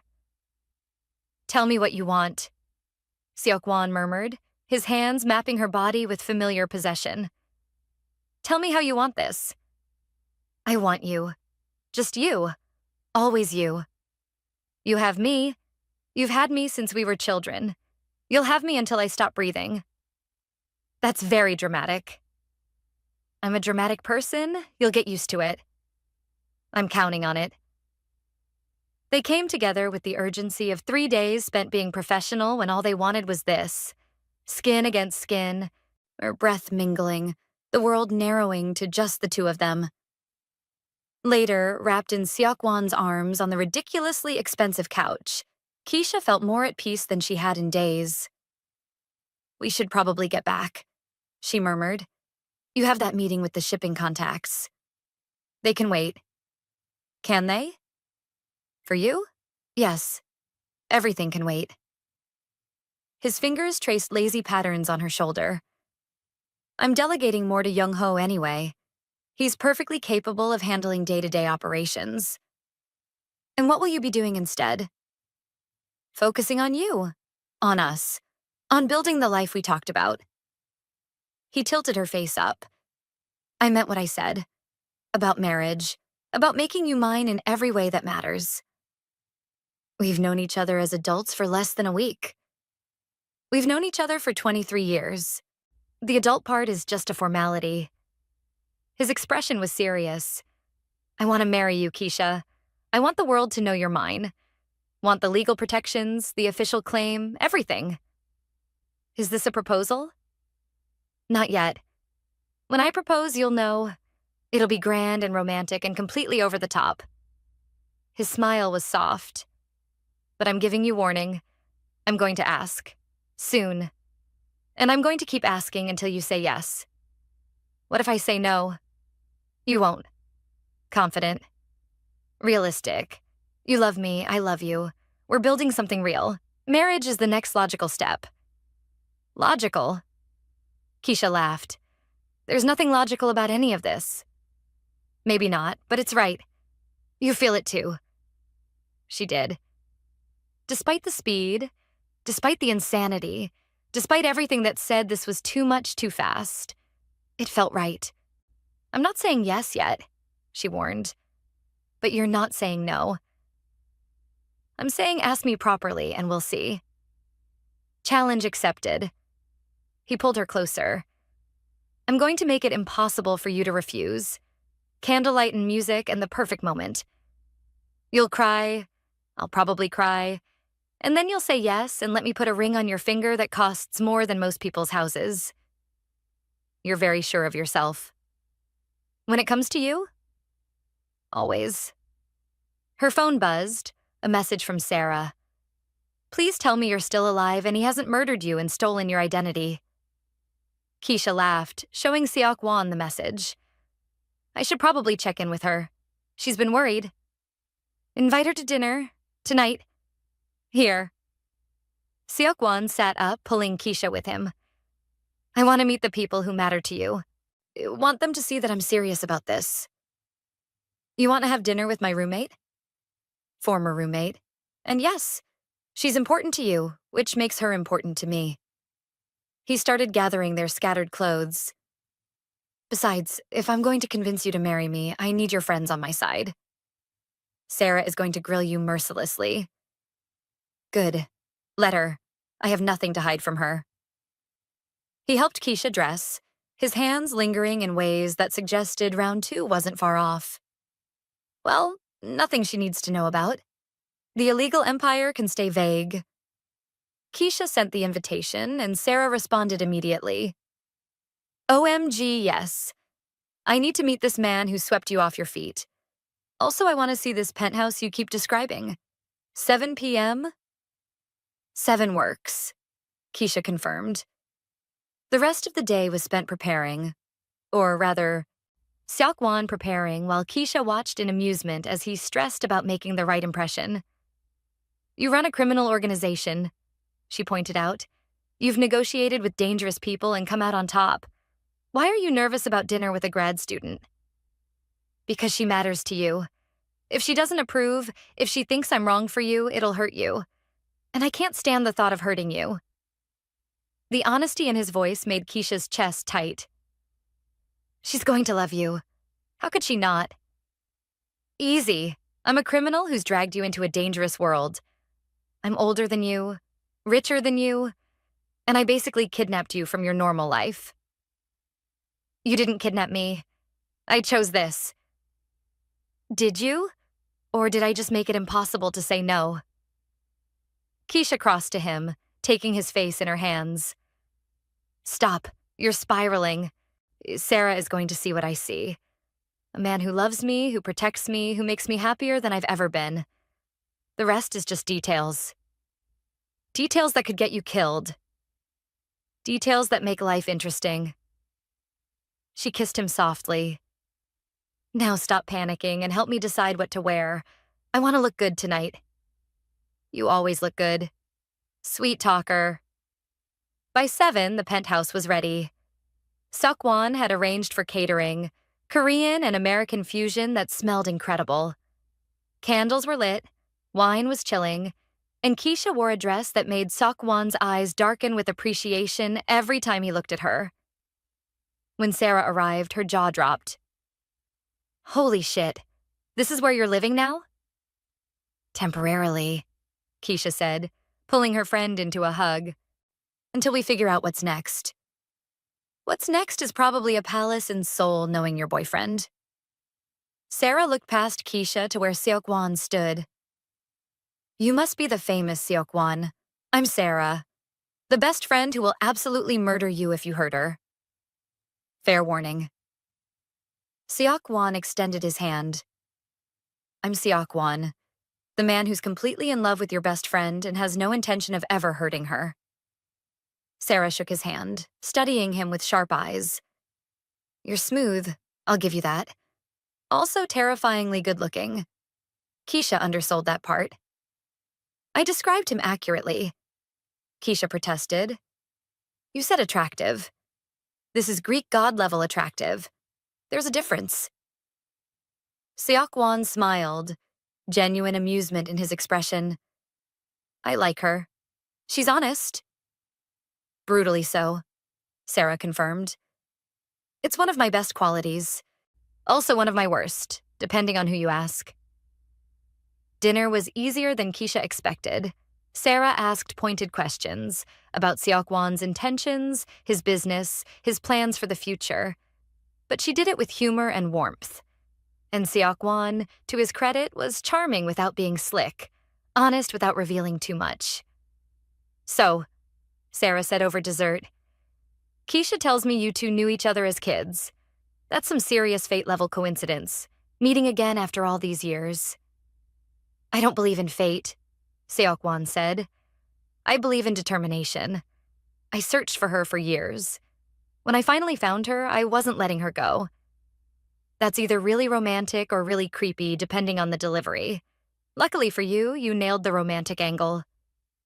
I try. Sarah looked between them, her expression softening. You really love her. Don't you? This isn't some rich guy playing with the pretty waitress. I really love her. Seok-won said simply. More than I thought I could love anything. She's the reason I survived my childhood. She's the reason I kept searching even when it seemed hopeless. And she's the reason I want to be better than I am. Okay, that's disgustingly sweet. Sarah wiped at her eyes. I'm not crying. You're crying. We're all crying, Keisha said, her own eyes wet. Group crying session. Excellent. Sarah raised her wine glass. To Keisha and Seok-won, may you have a lifetime of happiness and romance novel levels of drama. They clinked glasses, and Keisha felt something settle in her chest. Sarah approved. Her chosen family accepted the choice she'd made. After dinner, Sarah pulled Keisha aside while Seok-won took a phone call in his office. Okay, real talk, Sarah said. Are you sure about this? About him? Because once you're all the way in this world, getting out is going to be hard. I'm sure, more sure than I've been about anything. Even knowing he's not exactly legitimate in his business dealings? Even knowing that. Sarah, he makes me feel alive. He makes me feel cherished. When I'm with him, I'm not just surviving, I'm living. Then I'm happy for you. Truly. Sarah hugged her. But if he ever hurts you, I'm coming after him with everything I have. Best friend privileges. Deal. Though you should know he'd probably let you. He's weirdly honorable about things like that. They rejoined Seok-won, who looked troubled. Everything okay? Keisha asked. Min Seo sent the intelligence on the 5 families. It's extensive and troubling. How troubling? They're moving faster than expected. Young Ho intercepted communications suggesting they're planning to strike within 48 hours. Sarah looked between them. I feel like I'm missing important context here. Business complications. Seok-won said smoothly. Nothing you need to worry about. Business complications that involve strikes and timelines? That sounds like mob stuff. Are you in the mob? Sarah, Keisha started. Because if you're in the mob, I need to know. For safety reasons. And also because that's incredibly cool and terrifying in equal measure. Seok-won looked at Keisha, a silent question. She nodded. If Sarah was going to be in her life, she deserved honesty. I run a criminal organization, Seok-won said calmly. Primarily based in Seoul, with expanding operations in the US. It's dangerous, often violent, and completely illegal.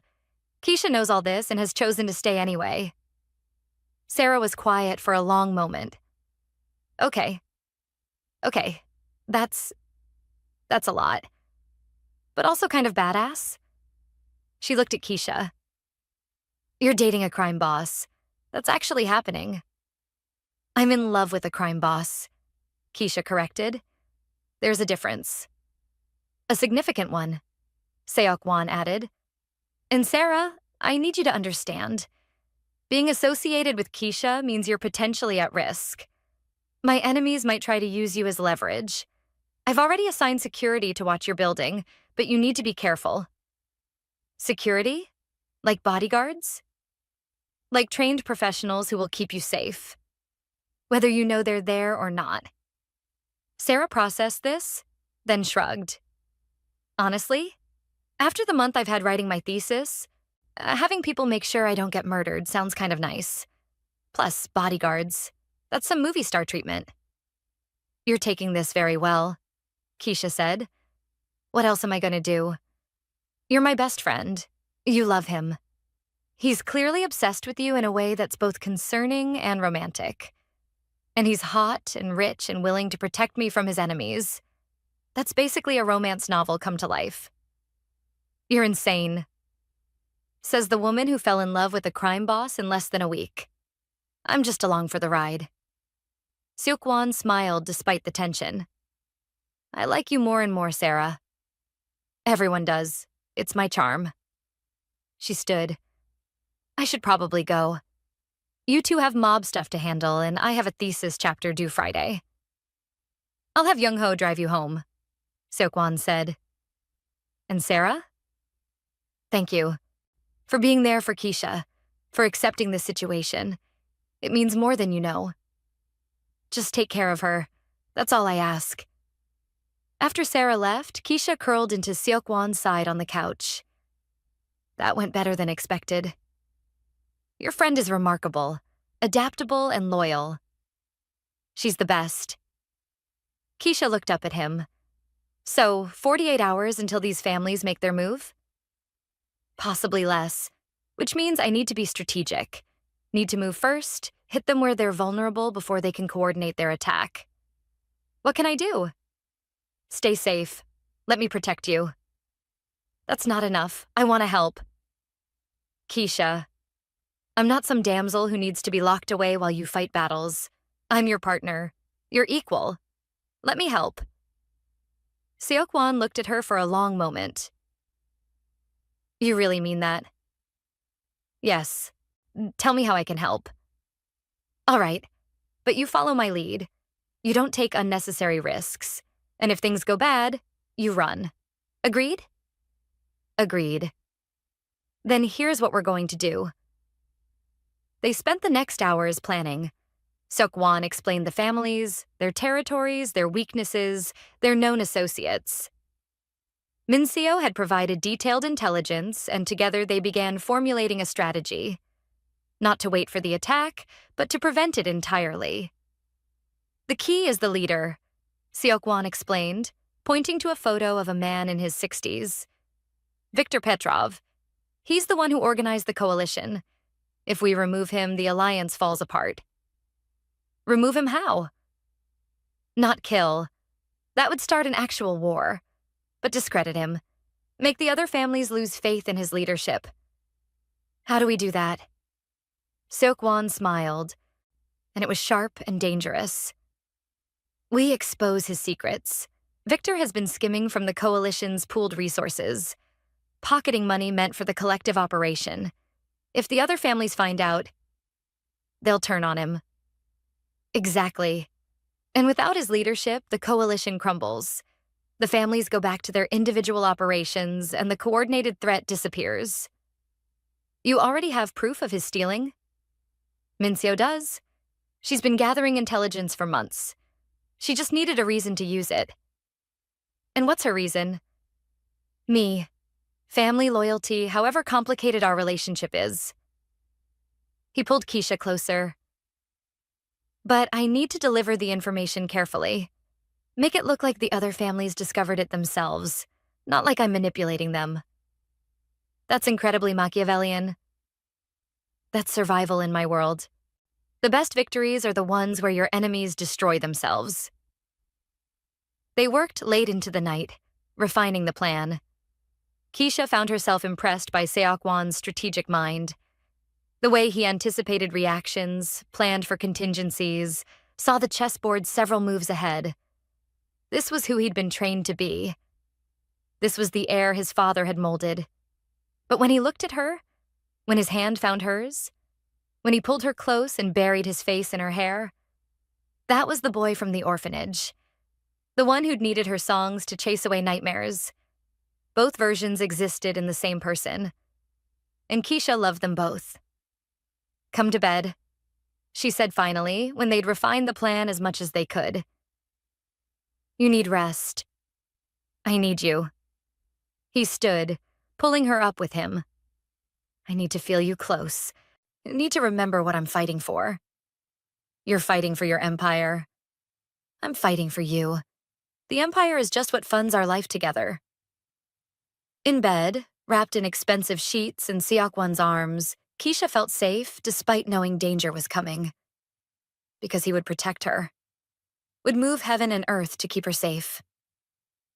I love you, she whispered into the darkness. I love you too. More than anything. More than my empire, my reputation, my life. His arms tightened. You're everything, Keisha. My reason for all of this. That's a lot of pressure. You can handle it. You're the strongest person I know. I'm a waitress who quit her job less than a week ago. You're a woman who survived the foster system, who protected a scared child when you were just a child yourself, who's adapted to my world without breaking. You're incredible. Keep talking like that, and I'm going to think you actually like me. Like is inadequate. I'm obsessed with you. Completely consumed. You've taken over my entire existence. Is that healthy? Probably not, but I don't care. He rolled over, pinning her beneath him. I'm going to marry you, Keisha. I'm going to make you mine in every way that matters. And then I'm going to spend the rest of my life making sure you never regret choosing me. I could never regret you. You say that now. Wait until you've dealt with my controlling tendencies for a few years. I'm already dealing with them. You literally have people following me everywhere. For your safety. For your peace of mind. That too. He kissed her softly. But you love it. Admit it. I love you. The protection is just a side effect I'm learning to live with. Close enough. They made love slowly, tenderly, the urgency of earlier replaced by something deeper. A claiming that was also a promise. A connection that went beyond physical to something that felt spiritual. Afterwards, Keisha lay in Seok-won's arms and thought about how her life had changed. A week ago, she was struggling to make rent. Now she was planning Mafia strategy with a man who wanted to marry her. It was insane. It was perfect. It was everything she never knew she wanted. The next day, Seok-won put his plan into motion. He sent the information about Victor's theft to carefully selected sources. People who would spread it to the right ears without revealing where it came from. Within hours, the coalition was fracturing. Keisha watched from Seok-won's office as reports came in. Victor desperately trying to deny the accusations. The other families demanding explanations. The alliance crumbling in real time. It's working, she said, watching Seok-won coordinate his people with practiced ease. It's working because Minseo's intelligence was solid, because I chose the right channels for distribution, because Victor is exactly as predictable as I thought he'd be. He pulled up another screen. 2 families have already pulled out of the coalition. A third is wavering. By tomorrow, the threat will be neutralized. Just like that? Just like that. The key to winning wars is making sure they never actually happen. Fighting is messy, expensive, and unpredictable. But manipulation? That's clean, efficient, effective. You're scary when you're strategic. I'm always strategic. You're just seeing it applied to something other than winning you over. You already won me over. I know. Best victory of my life. He stood, pulling her into his arms. It's almost over, Keisha. The threat is dissolving. Soon we can focus on just being together instead of constantly preparing for attack. And then what? Then I ask you properly to marry me. Then we plan a wedding that will make every society page in 3 countries. Then we build the life we want. Here, Seoul. Anywhere you choose. That's very organized for someone who claims to be spontaneous in his declarations of love. I'm spontaneous about feelings, strategic about execution. His hands framed her face. I know exactly what I want our future to look like. You, me, whatever family we decide to build. A life where you're safe and happy and loved beyond measure. You've thought about this. Constantly. Obsessively. It's all I think about. Keisha's phone buzzed. A message from Sarah. Just got flowers delivered to my apartment. The card says, "Thank you for supporting Keisha. SK. Did your boyfriend just send me flowers?" She showed Seok-won the message. You sent Sarah flowers? She's important to you. I wanted to thank her for accepting our relationship, for being there for you. Was that wrong? It was sweet. Unnecessary, but sweet. Nothing that makes you happy is unnecessary. Keisha typed back to Sarah. Yes, he's that extra. Get used to it. Sarah's response. I love him. When's the wedding? Can I be maid of honor? There's no wedding yet, Keisha replied. Yet. That's very telling. Shut up. Never. This is too fun. Seok-won read over her shoulder, laughing. I like that she's already planning our wedding. Don't encourage her. Too late. I'm texting her separately to discuss plans. You don't have her number. I have everyone's number. I'm very thorough in my research. He pulled out his phone, already typing. Sarah needs to be involved in the proposal too. She'll appreciate being included. You're actually planning the proposal with my best friend? I'm planning the proposal with everyone who matters to you. I want it to be perfect. Want you to say yes without hesitation. I'm going to say yes anyway. The words were out before Keisha could stop them. Seok-won froze, his eyes meeting hers. What did you say? I said I'm going to say yes. Whenever you ask. However you ask. And the answer is yes. Keisha. I love you. I want to marry you. I want to build a life with you. So stop planning the perfect proposal and just ask me. I can't. I need it to be special. You are what's special. The proposal can be you asking me right now in your office wearing a business suit and looking stressed about Mafia politics. I don't care about grand gestures. I care about you. Seok-won set down his phone slowly. You're serious. Completely serious. You want me to propose right now?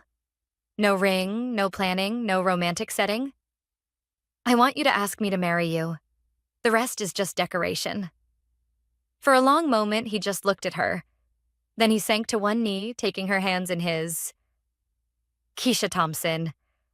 I loved you when I was 9, and you were the only light in my darkness. I loved you through 23 years of searching. And I love you now, more than I thought it was possible to love anyone. You make me want to be better. You make me feel human. You make everything in my life make sense. His voice was rough with emotion. Will you marry me? Will you let me spend the rest of my life proving that I'm worthy of you?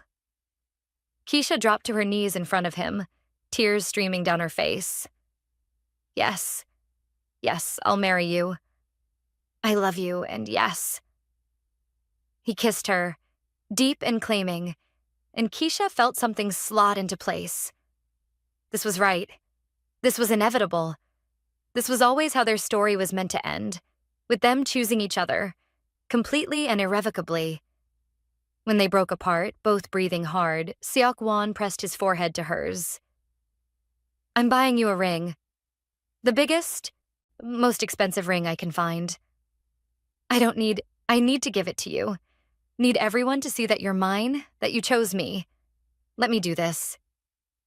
Okay, buy me an obscenely expensive ring. Thank you. He pulled her close. We're getting married. We're getting married, Keisha repeated, the reality of it hitting her. Oh my God, we're getting married. Having second thoughts?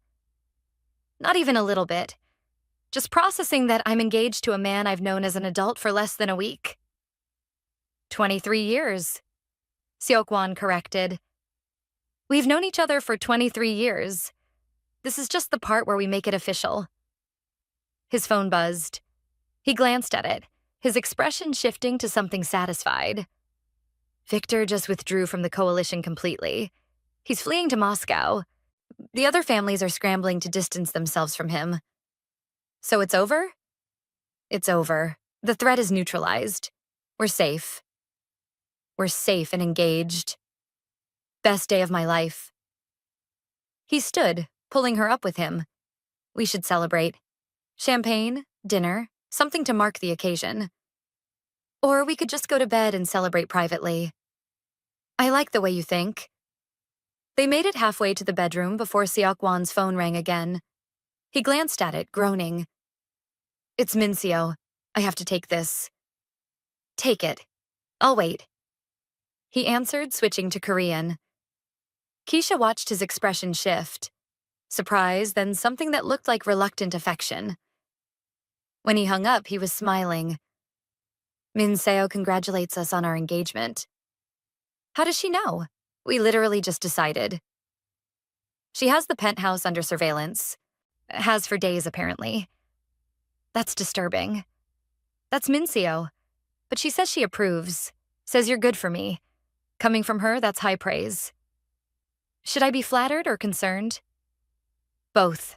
Always both with my sister. He pulled Keisha close again. But she's right. You are good for me. The best thing that's ever happened to me. I love you. I love you too. My fiancé. The word sent a thrill through Keisha. Fiancé. She was engaged to Kang Seok-won. Was going to marry him.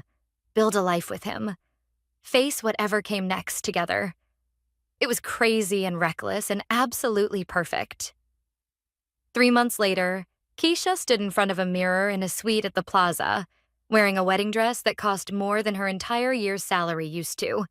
Sarah fussed with the train while Carol, who'd been tearfully happy about the engagement, adjusted her veil.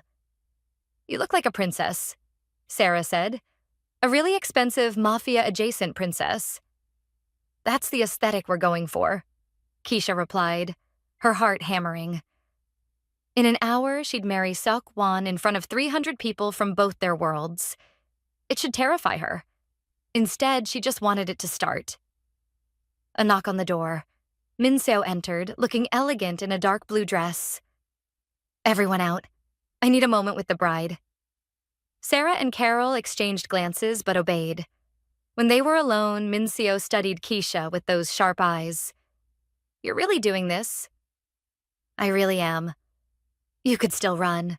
I'd help you disappear if you wanted. I don't want to run. I want to marry your brother. Minseo's expression softened almost imperceptibly. Good. Because he's been insufferable for 3 months, constantly planning and stressing about making this perfect for you. It's already perfect. He's here, I'm here. That's all that matters. That's disgustingly sweet. Minseo reached into her clutch, pulling out a small box. This was our mother's. I want you to have it. Inside was a delicate bracelet, platinum with small diamonds. Minseo, I can't. You can. You're family now. And family takes care of each other. She helped Keisha fasten it. Welcome to the Kang family. It's complicated and often dangerous, but we protect our own. Thank you. Minseo nodded, then headed for the door. She paused, looking back. He loves you more than he's ever loved anything. Don't make him regret it. I won't. When Minseo left, Keisha touched the bracelet, feeling the weight of it. Family. She had family now. Not just Carol and Sarah, but Seok-won and Minseo and the entire complicated empire they came from. The door opened again. Sarah peeked in. Ready? It's time. I'm ready. The ceremony was beautiful. Traditional Korean elements mixed with Western touches, flowers everywhere, music that made her cry. But Keisha barely noticed any of it. All she saw was Seok-won, standing at the altar in a perfectly tailored tuxedo, looking at her like she was the only person in the world. When she reached him, he took her hands, his eyes suspiciously wet. You're beautiful, he whispered. absolutely perfect. So are you. The ceremony was a blur. Vows spoken in Korean and English. Rings exchanged. Hers, the obscenely large diamond he'd promised. His, a simple platinum band she'd chosen. Promises made in front of everyone who mattered. And then the words she'd been waiting for. You may kiss your bride. Seok-won pulled her close, and the kiss was soft and claiming and absolutely perfect. The crowd erupted in applause, but Keisha barely heard it. All that mattered was this moment. This man. This life they were starting together. I love you, Seok-won murmured against her lips. My wife. I love you too. My husband. They pulled apart, turning to face their guests. Friends, family, business associates from both their worlds. Sarah was crying openly. Carol was dabbing at her eyes. Min-seo actually smiled, genuine and warm. Ready to face our future? Seok-won asked. With you? Always. They walked down the aisle hand in hand, and Keisha felt nothing but joy. Yes, their life would be complicated. Yes, danger would always lurk. Yes, they'd face challenges she couldn't even imagine yet. But they'd face them together. The boy who'd promised to protect her had grown into a man determined to keep that promise. And the girl who'd sung away his nightmares had grown into a woman ready to build a life with him. It wasn't a fairy tale. It was better. It was real. It was theirs. And as they stepped into the reception, into their new life as husband and wife, Keisha touched the silver necklace she still wore beneath her designer dress. The crude piece of metal carved by a 9-year-old with bleeding fingers and desperate hope. Some promises she'd learned were worth keeping forever, even if it took 23 years to fulfill them. Especially then.